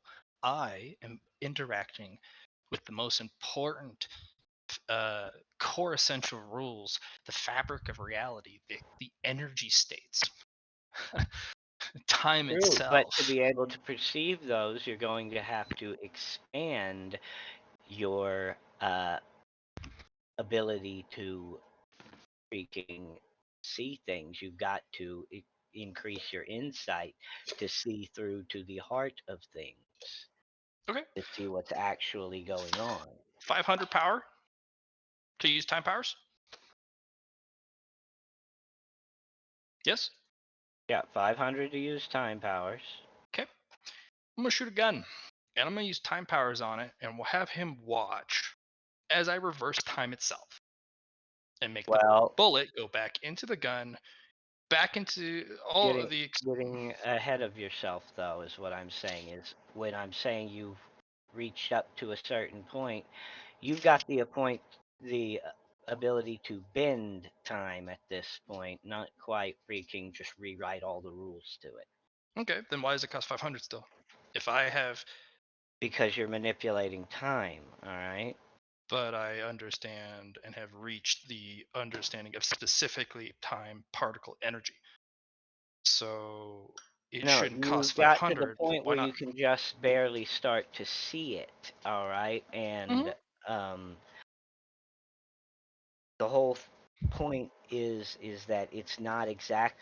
This isn't going to be something easy. When you're asking for something where you want to just have the power to, nope, I disagree when something happens to you, you're going to have to work for that kind of power. All right? I'm It's working not going very to hard be for a this power. freaking um considering this is the first night you've done it and you want the power just fully unlocked tonight, that's not how that works. All right, I'm if you not want to saying it has to actually be be able fully to. unlocked.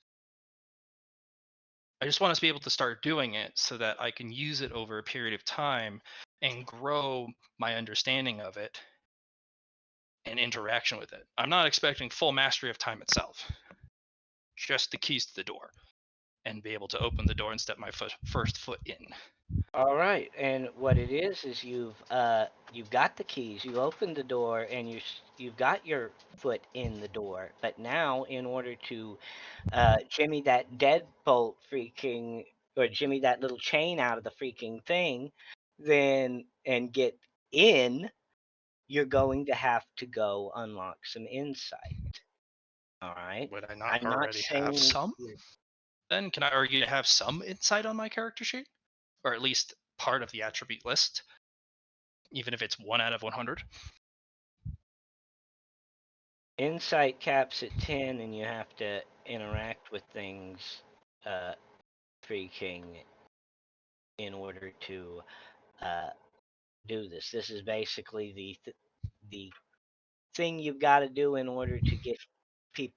It's the way I got people actually going out and doing stuff instead of sitting in a room and just becoming infinitely more powerful.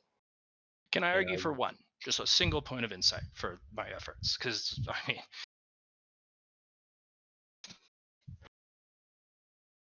but you've only interacted with basically the natural world at this point, so I I can't I can't justify it. not the natural world. Part of the experiment that I utilized. Remember those objects that I found with the energy residue? Those are also part of my energy observations. how time interacts with the energy and how the energy disperses into the environment. And those wouldn't be natural power, right? The energy residue in that one box where there was some sort of sphere, Yeah, the that energy weird residue. candlestick. The energy residue, freaking is while it is something you can observe and gain with your energy observation, it's not enough to provide insight. You would need the actual object that it came out of. It's something older and more potent. Basically, you're looking for something more powerful than just the pure energy like what is within you. But you say I can bend time. Yes, I you can will be warp able it. to. Yes, you will be able to distort it at this. And can I argue down to 50 energy per use now?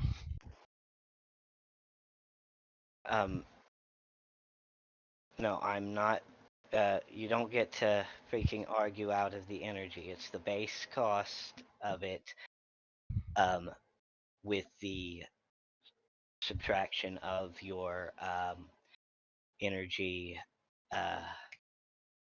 recycling, basically allowing you to get a little bit back.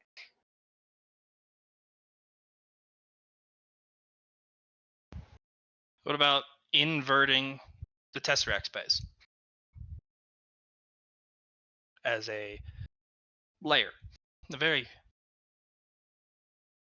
Now, gossamer thin layer on the outside skin. now that aspect of trying to put the timelessness on the outside, what will essentially happen when you do this, I'm actually going to have you spend 100 power to do that. Mhm. And what you will do is essentially this gives you the power to create a aura in a small range that basically just freezes time around you Okay. in a small range. All right. I'm gonna collect everything. Everything that all the guns, bullets, shells, casings, expended bullets, all the booze, all the stuff. I'm just gonna put it in the space. And you know what? I'm gonna go find that energy cluster. That's an observable thing. It was fascinating at first. Are we about to Kind of have a ignored it for a fight? bit. I'm gonna go wander your neck of the woods, boy. Let's go have a fight. It's gonna be Let's great. go, 10 powers. I'm gonna go Oof. team up with Jormungand, and we're gonna have an epic fight, and then we're gonna kind of look at each other like, good fight, good fight. Team up. Oh no. Oh no, my guy. You don't want to do that until it gets home. That's the white spikes. They don't talk. Then I will break them down. They don't have vocal cords. It's okay. I made them as quiet as Well, possible.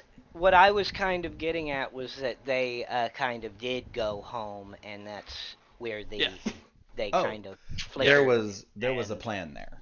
They, Oh, I'm sorry. Did I fuck that? I did not. maybe a wee tit, but that's okay. Yeah. I I'm just gonna had a go wander. feeling that Blatt was going to come looking for you, and I figured that might be the better way to handle No, that. that's cool. We're not All right. done experimentating yet. Yeah. I'm gonna get on over there. I'm All gonna right, slip chosen through choice. particles in time and just push everything out of the way, because I have pretty good observations of particles, molecules, and energy. I'm just Okay, gonna I don't slip. I don't want to hear no more yelling between you all. You all play nice now. I am playing nice. All I did was gain 7,000 power and eat 1,000 people. Okay, you all play nice, no yelling. But I was excited. Not you. Oh, okay. Bug is a good boy. Do not be mean to Bug. If Bug attacks me, I'm slapping him into yesterday. That's cool. Yesterday's full of promise. I'll let you guys get back to it. I thought I would just give my 2 cents. Bye. Begone, thought! Where's Ugh, Bug? He's Of in someone's asshole. he's About in to Days of be. Futures Past. No, yesterday was good for Bug. He ate a Yesterday was- lot of people. He did. Yesterday was really great for Bug. He had a time. All right, so here's the trick. And it's going to sound meta-y, and I'm going to apologize for that because I kind of got blitzed so that we could go over to Blatt's side of things. And I'm going to apologize up front, and we can work something else out if you want. My plan was to hunker down somewhere away from all of the havers of things, like under the water in the river, Alright. and learn how to hide my energy signature, because it occurred to me while I was sending Bug to go do things that I can't carry all this energy away from the city without other fucking symbiotes knowing that it's going places. Well, with my new understanding of molecules, Do you have an particulates, understanding of molecules? Because I thought it was just energy. That was And your big energy. focus. well, no, because of my not only observation of surroundings, but I also opened up contact observation, tactile observation, down to a particle level, molecule Hey, me level, too. atomic level. So I'm just going to make a wedge, and I'm going to push everything out of the way and slipstream almost instant teleport to you. Okay, so that's the part where we're gonna have a problem.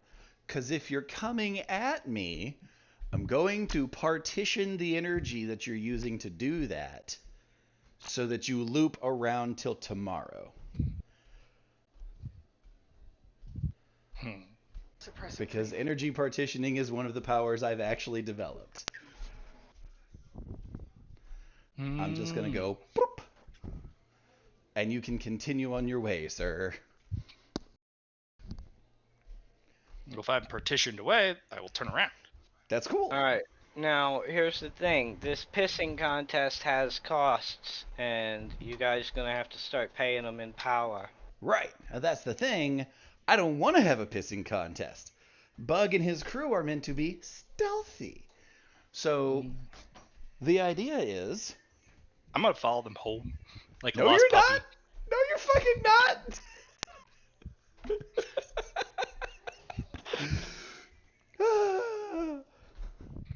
That would You don't want- definitely you don't have want to the be team a up? fight.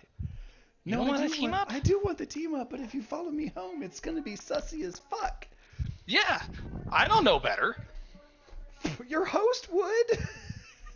Your host's like, that's like 500 man-sized murder machines. Hey, Dad. No, I don't want to go there. Hey, Dad.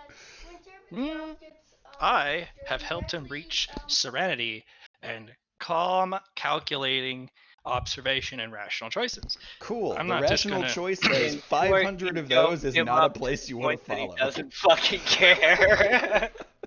Yeah. I do not want to go where those things are in a very serene way. Ugh, Gross.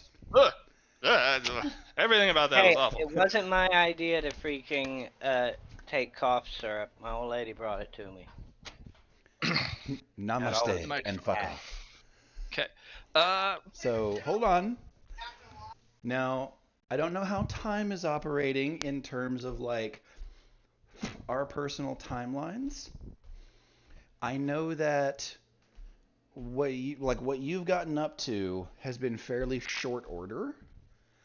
Very. This I think I've probably I don't know how many days you have spent as a stray. one. Okay.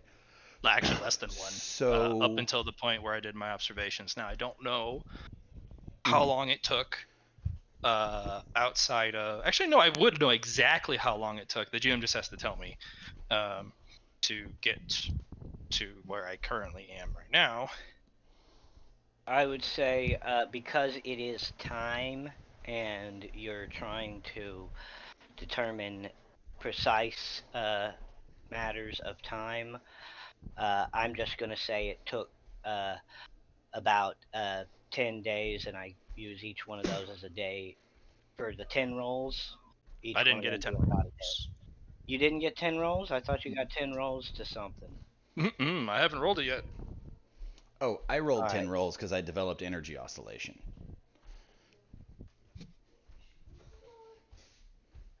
Right. But I 'Cause I thought I didn't have had that power originally, Lat and I roll just 10 No. no, rolls he in did tell me regard to. his. Okay. Then He I'll did roll tell me. Yeah, in 10 regard. D100 plus 100. Yeah, that was due to the freaking Alright, so you then... work perfecting the whole time thing. Alright, so we're going to do that one. That's 2, 3, 4, 5, 6, 7, 8, 9, 10.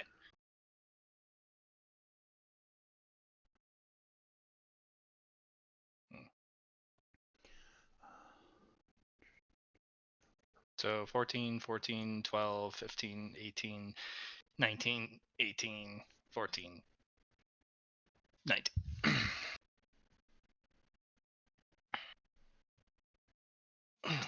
And what we're gonna do is that I'm just gonna say, since I already said you hit your cap, that puts you in your time manipulation at basically 20%. So 20 out of 100. Oh, it's a new power. Okay. Yeah, for your time manipulation ability.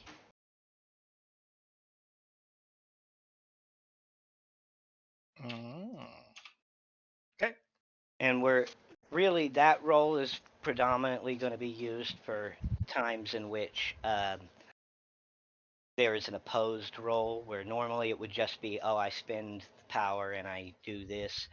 But if you've got a situation where, say, for instance, like the theoretical pissing contest earlier, where someone's using time powers against your time powers, then it would. Oh, I don't have that time opposed powers. I have energy wavelength powers. Well, still, there So would do I. that would essentially be a opposed roll against That's the fair. time manipulation that he's using. My Okay. thing here is we've taken, like, I took a lot of time in the early game to sit in the junkyard and get swole. Correct.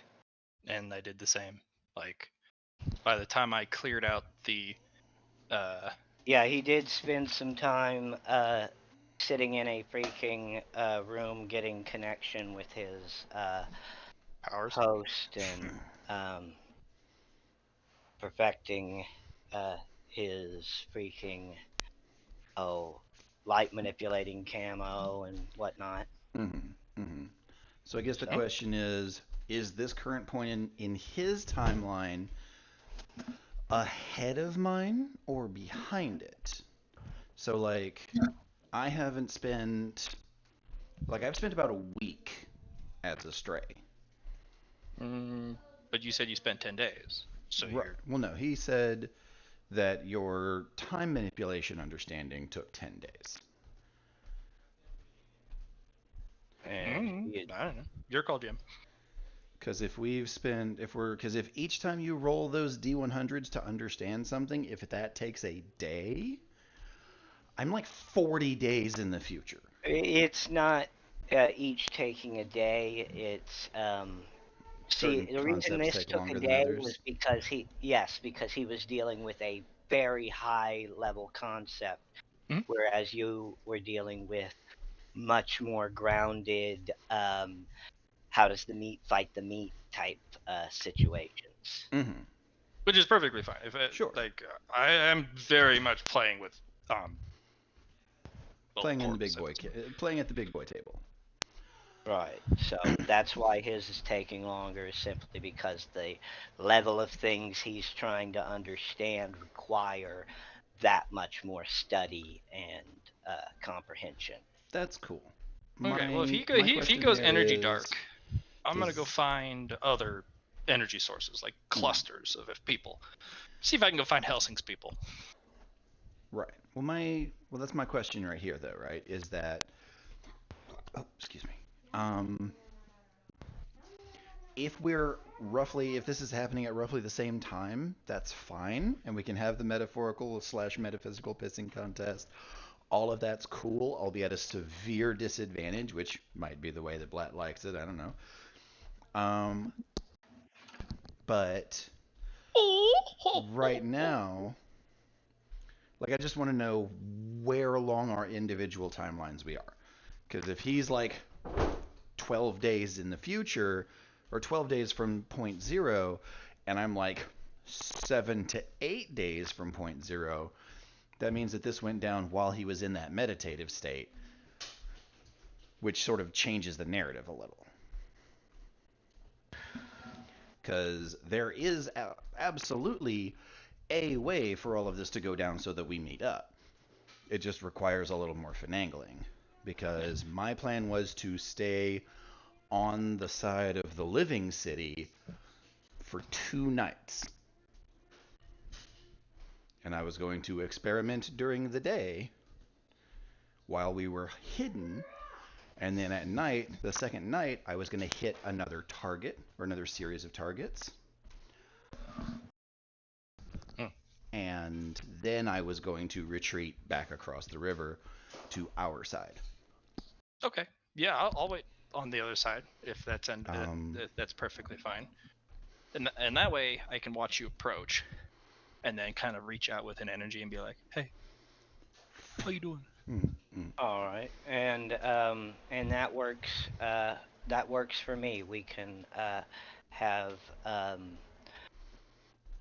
your 2-day little thing go on, freaking, and so we'll just scrub the whole initial freaking liquor Throw down and from Clown Town type thing.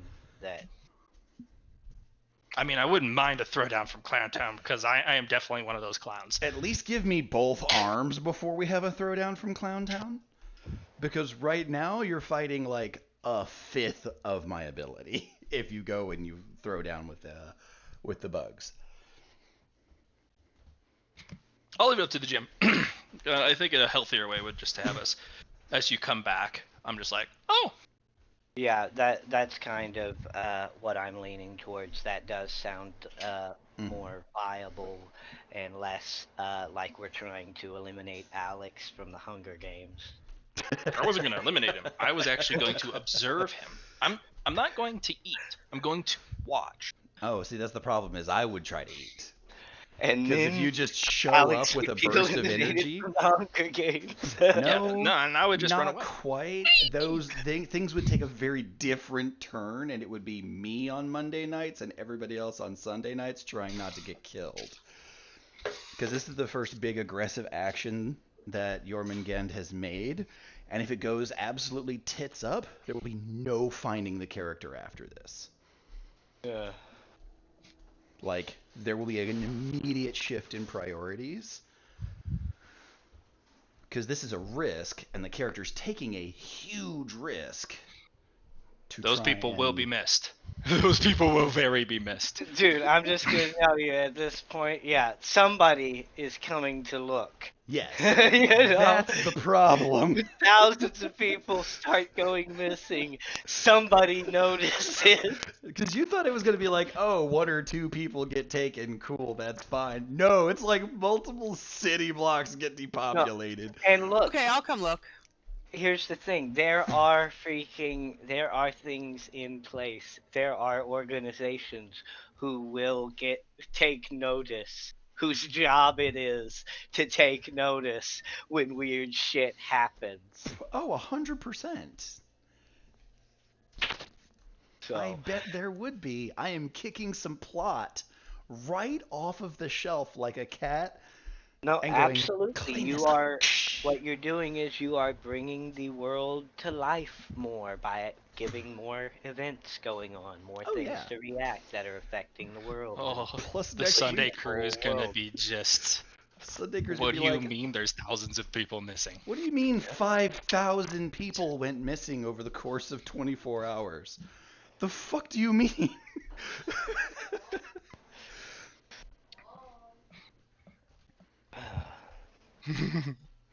Yeah, well, these Um, are freaking things. The world keeps turning. yeah, Welcome to the game, motherfuckers.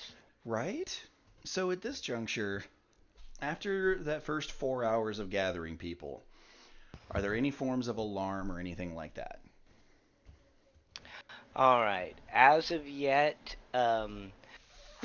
no, but the sun is only beginning to rise, Okay, so then in that case, we're fucking area is only off. beginning to wake up. If the sun is beginning to rise, like the first false dawn that kicks off at like 5:30 in the morning, we're gone. There's no evidence we were there. Not Um, even bloodstains. Just no, we don't leave bloodstains. yeah. No, they You, suck up everything yeah. now.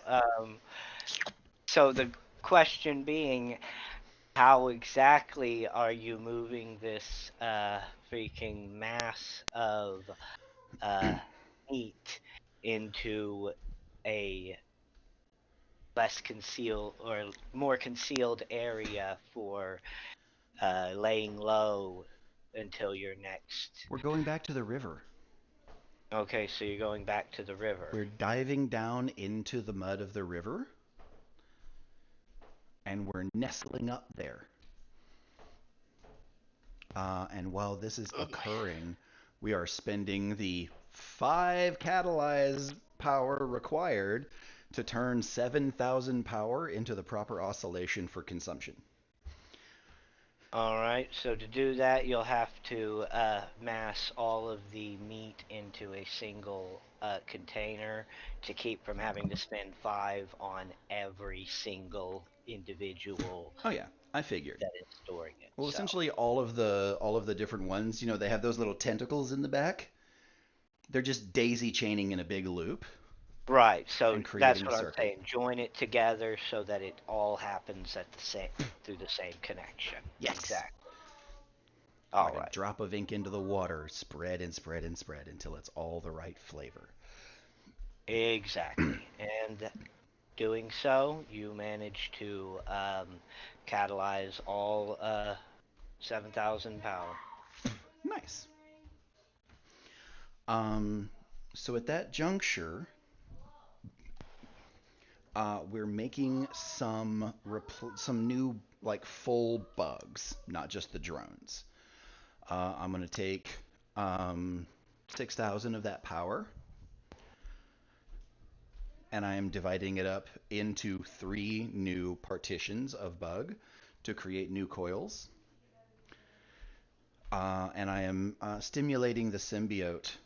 Like as the symbiote inside of bug, I'm going to use some of our biomass to grow so that I can attach to these other 2 in the same way that the original bug is. Meaning that I now have 3 nodes designed to make that partition. Um, the setup here is that I did the numbers for my energy oscillation, and that would give bug enough control to split properly. Wait, so how would what do you mean the numbers for your energy oscillation, and how would that So I rolled affect I rolled control? 10d100 for energy oscillation because you said new powers require a 10d100 roll. Oh, yeah. Um, and since bug is below 100, or more specifically, I was below 100 at the time because I had partitioned the energy out to other things. That gives me 48 control, which means that when I pass certain amount of symbiote around, it gives me enough to form 3 bugs All right, each at bug with how much control? 50. Each bug with 50 control? Yep. So essentially, there is now 4 bugs with 2,000 power and 50 control that are at this point in the river and capable of scuttling. So what we're doing now, while we're down there, during this time, the four bugs, the four fully awakened coils, are each testing an attempt to muffle our power so that we cannot see each other through our symbiote sight.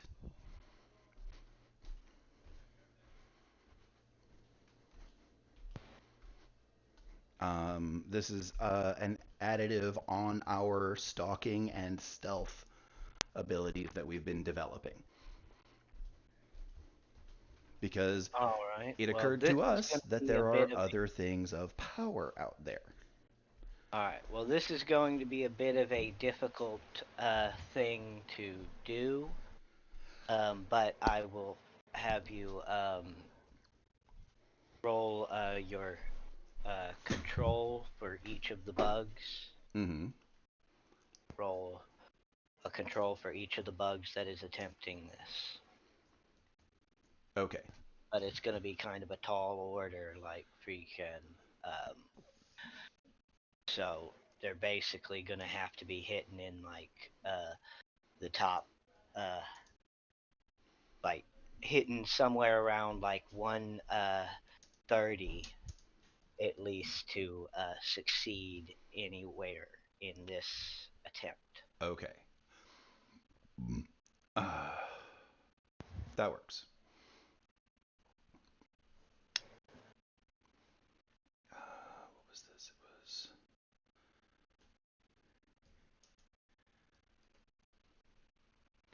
There's that. We're going to come down here. Do they get any bonuses because they are working together and we are part of a hive mind? At this point, no, but it's taking less time because each one of them is doing it individually to the as of themselves. You know what I mean? No, They're but okay. sharing information. So basically, they'll all get better at it if one of them succeeds. Gotcha.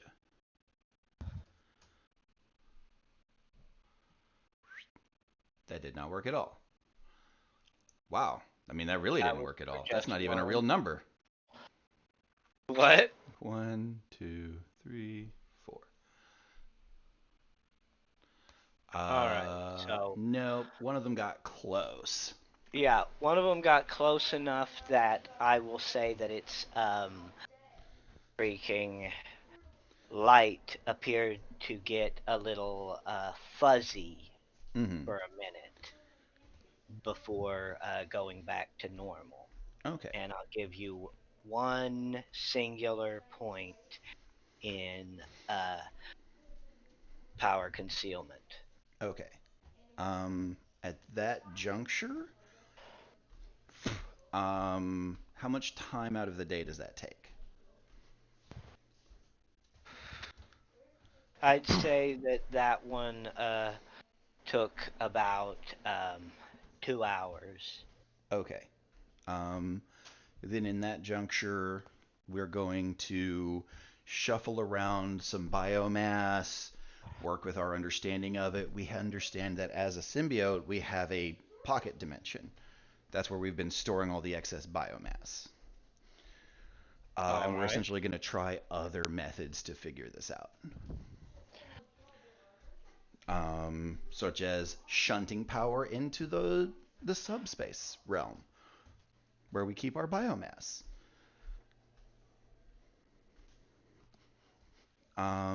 Things like that. Essentially, we're going to keep trying until we figure it out. Alright, so how much power are you trying to shunt in? Are you doing like a test, or are you just saying, let's pour it all in?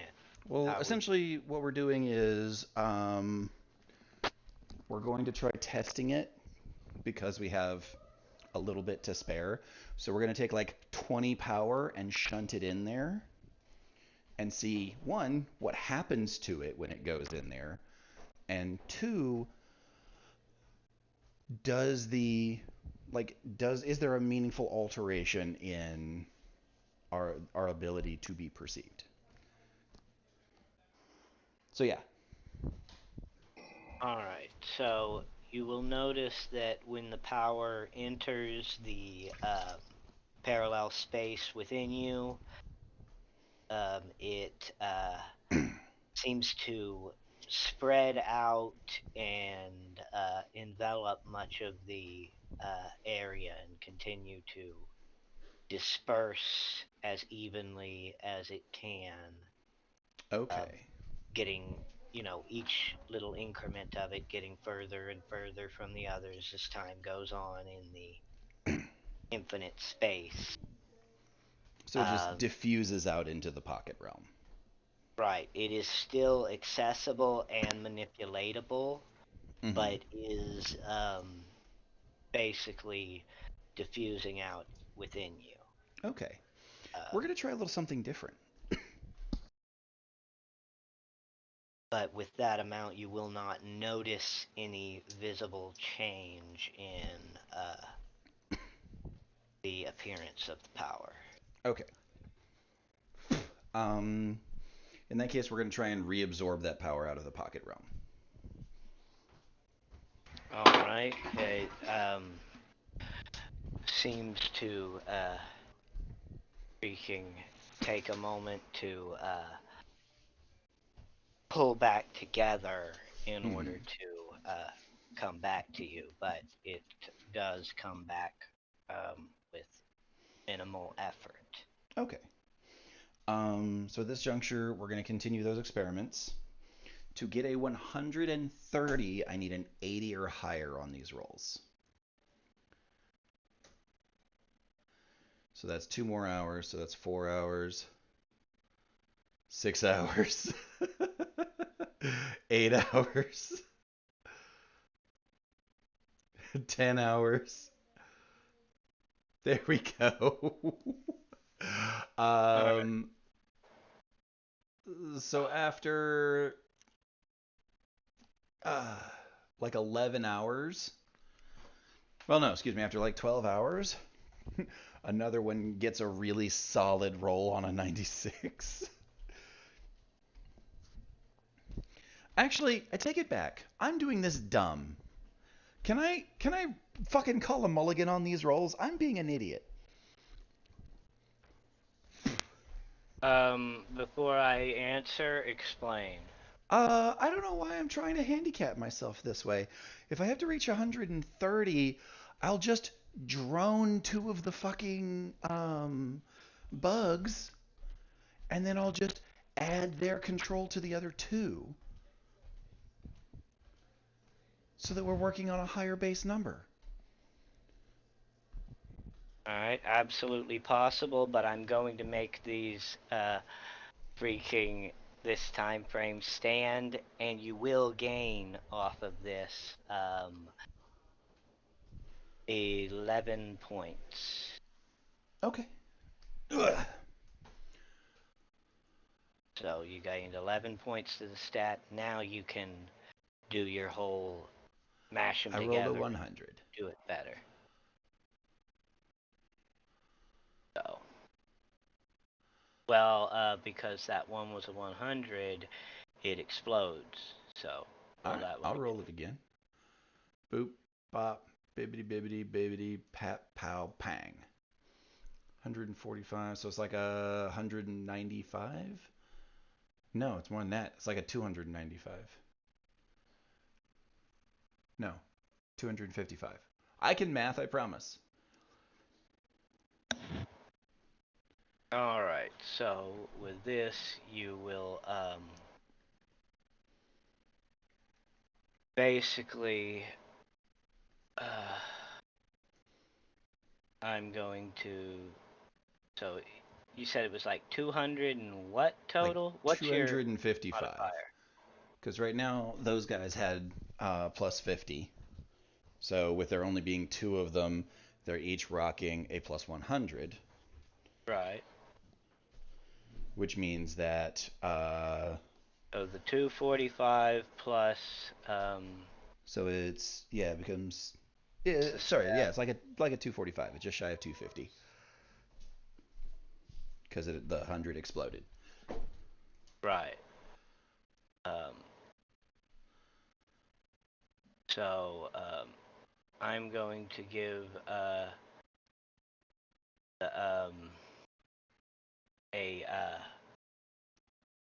pretty much I'm just gonna round it up, give you 25 to your um, energy camouflaging.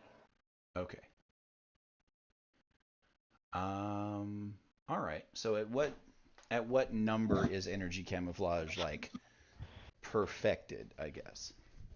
Well, it'll be perfected at 100, but Mm-hmm. at this point, you are able to reduce the appearance to a considerable level. Okay. So at this point, um, if you were to separate yourselves out at the bottom of the river, it would not look unlike fish or something swimming around. So Okay. while you are still detectable, you are not detectable at near the same range that Okay. So we're essentially able to knock you're like looking like three something zeros. smaller. Yeah. We're essentially Looking able like to knock like 3 zeros off of our perceived power rating. pretty much, yeah. You're knocking yourself down to where if somebody knew you, they could spot you out. Like if they'd encounter you and could read your specific frequency, then yes, they would be able to recognize you. Okay. But someone who'd never seen you before, they would just think freaking, oh, that's just little crabs or something walking around on the bottom of the water. Gotcha. Gotcha. All right. So you said that time frame stands. Does that mean that it took 12 hours to figure that out, or it took 2 hours to figure that out? 2 hours for each of those four rolls that you had done. So you'd originally done one that took 2 hours, and then you did this one, which was like 1, 2, 5, and then 6. So spent 12 hours doing that. Okay. We're gonna give this one more shot. See if we can't get a little more progress on it since we're in a much easier place. Because all three of those rolls, like the 60, the 100, the 43, and the 60, would all also count towards this. Because they would all beat that threshold. Right. Alrighty. So 30. rolling them again. Yeah, this is like sort of the last 2 hours. And those are real solid successes. Um, Alright, so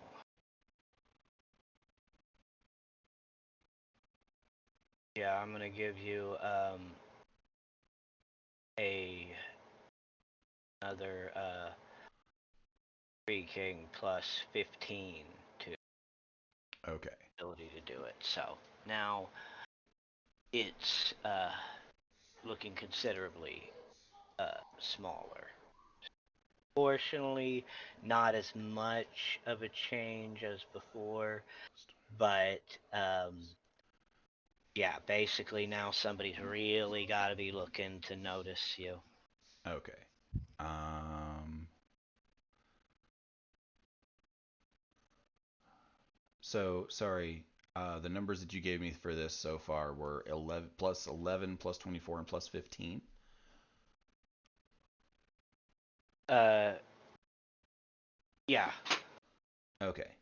Um, so that's a 26. Okay, that's a nice 50. right. Okay. Alrighty. Then in that case, we're gonna call that good for now. That is gonna go right under our camouflage stalking ability.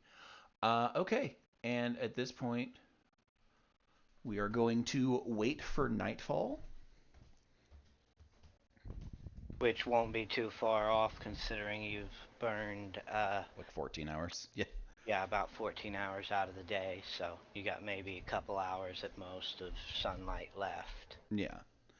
And yeah, we're just sort of like hanging out. We're going to repartition back out into four, um,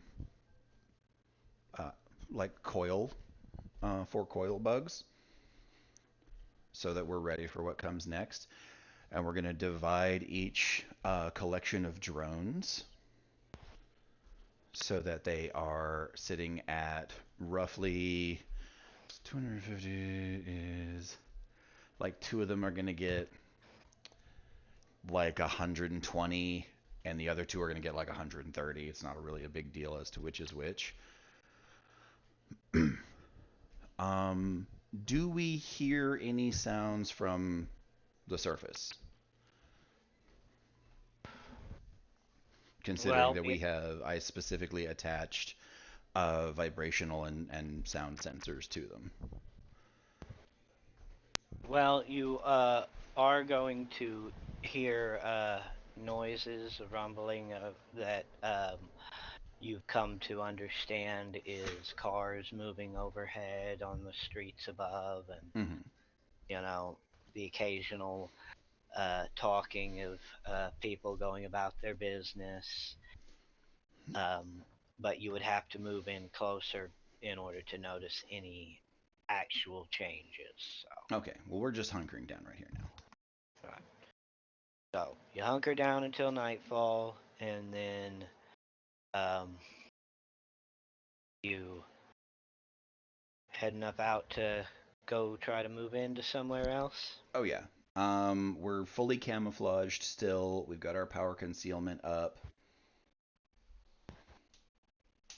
And we're breaching in different places because we're not just all pouring over one part of the bank as a tide. It's like four different groups hitting different light rich areas. So presumably, I have a couple of questions for you as to what has happened on the surface, DM, when we come up out of the water. All right, shoot. So, has the city gone into a state of panic? At this point, no. Okay, so people are just sort of wandering around doing their own thing still? What you will find is that there is a police car parked outside of the or several police cars parked outside of the buildings that you cleared out the previous night. But at this time, it doesn't seem as if anybody has any idea of what's happened. It's just mysterious disappearance, and just your knowledge from the old woman memories tells you that at this point they wouldn't actually be able to do more than just investigate and take a statement or two, because it hasn't actually been long enough. Gotcha. But it is they have taken note that several families have gone missing. People just Entire packed up and apartment left in the night. Yeah, entire apartment complex is just packed up and left in the middle of the night without their vehicles. Yeah. So at this juncture, we've had a lot of new brain matter to go through, a lot of new skills and understandings, presumably high school educations, Correct. things of that matter. So we're pretty well versed on like what a modern person could be expected to understand, right? Correct. Okay. Know about cell phones and cooking and all of your basic amenities. And Cool. So we're gonna get a little tricky. We're looking at like other structures. Are there, again, like a bunch of people still have to be at work in the morning, right? correct. So there's still full apartment complexes to hit. Correct. So two of the groups are going to split off, and this is like 250 bugs. And they're going to start depopulating apartment complexes like we did last night. But it's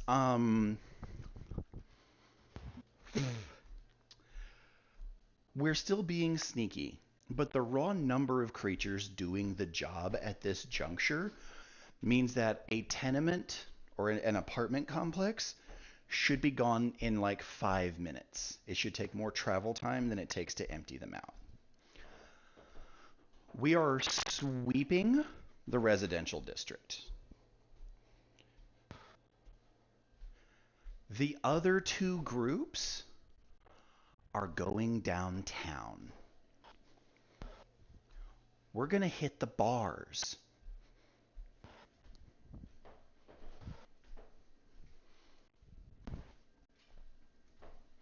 All right. I'm going to have you roll control for each of the groups. Okay. And then after this, we're going to have to stop for the night because I've got to get ready for bed for work in the morning. That's fair.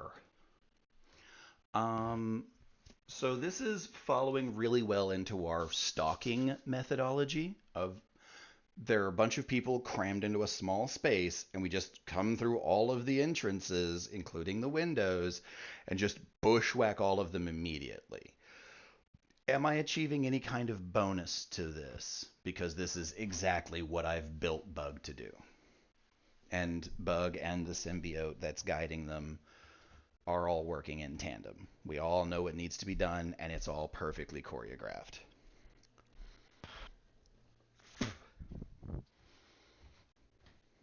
Yeah, I will freaking let you roll an additional 100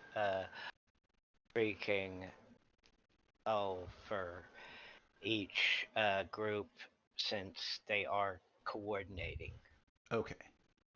I'll take that. I'll take that with jam.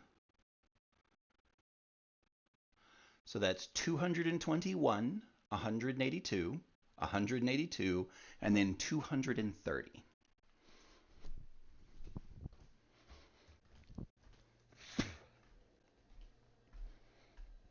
All right, so with that, I will say that tonight you managed to get, I would say, about Like, what's the 5,000 more. population of the city? And now you can make me freaking pull up freaking numbers I don't even. Well, are we looking at like LA or like Little Rock?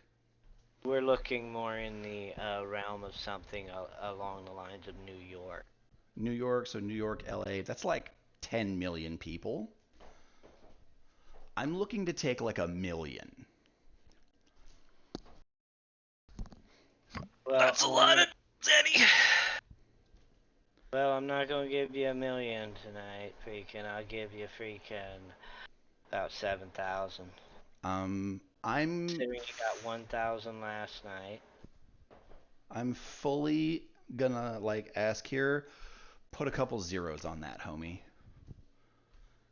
Cause this is like we're sneaky, but we're doing work, and every building we hit doubles the speed at which we can hit the next building. This is absolutely exponential growth. Alright, well, Cap, I'll give you is freaking 20,000. That's the best I'm gonna give you. For this one run. But that's 20,000. That's gonna be 140,000 power. Okay. So that makes me about And 20,000 more people worth of biomass. yeah.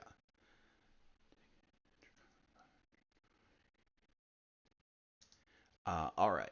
Now I'm gonna get tricky with you. You ready? Alright. All right. once we've gathered as much as we're able, and it's time to go, I turn all of the drones, all of the bugs that are here, every last one of them, turns into an egg and is pulled into our shared pocket dimension. Alright. And then the original puppet pulls them all out at the junkyard.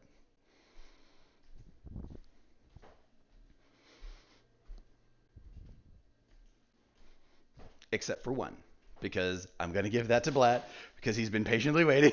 I'm going to have one of them come back the normal way. Alright. Because I'm going to leave a trail. That bug, I'm going to alter its feet so that it has, so essentially so that it leaves a footprint at all. Because the other bugs are designed in such a way that they don't leave footprints. I'm here to lead, not to bleed. This one is going to leave footprints. The question being is, when you convert them all, are you converting them all into a single biomass with all of this energy? Freaking. Nope. Okay, so they are all separate still. Yes, they're individual eggs that are being pulled through, that are feeding into the pocket dimension and then disappearing, so that the footprint of those portals is as small as possible. Alrighty. So, that works just fine then. Mm-hmm. And the one that doesn't goes scurrying back to the water, and it's going to shed scales. It's going to grow scales specifically to shed them in the water as it swims back across the water, and it's heading into the place where all of the Mad Max rejects are. It's going to sneak into their base, and then it is going to sneak back out and disappear. I'm going to disperse it into individual roaches, and they're all going to scurry off into the distance, and they will eventually make their way home. Alright. So, like I said, we're going to call it there for the night so I can get ready for bed. But, okay. So that was the intro for Blatt to meet my character, or to run into one of the bugs. Alright.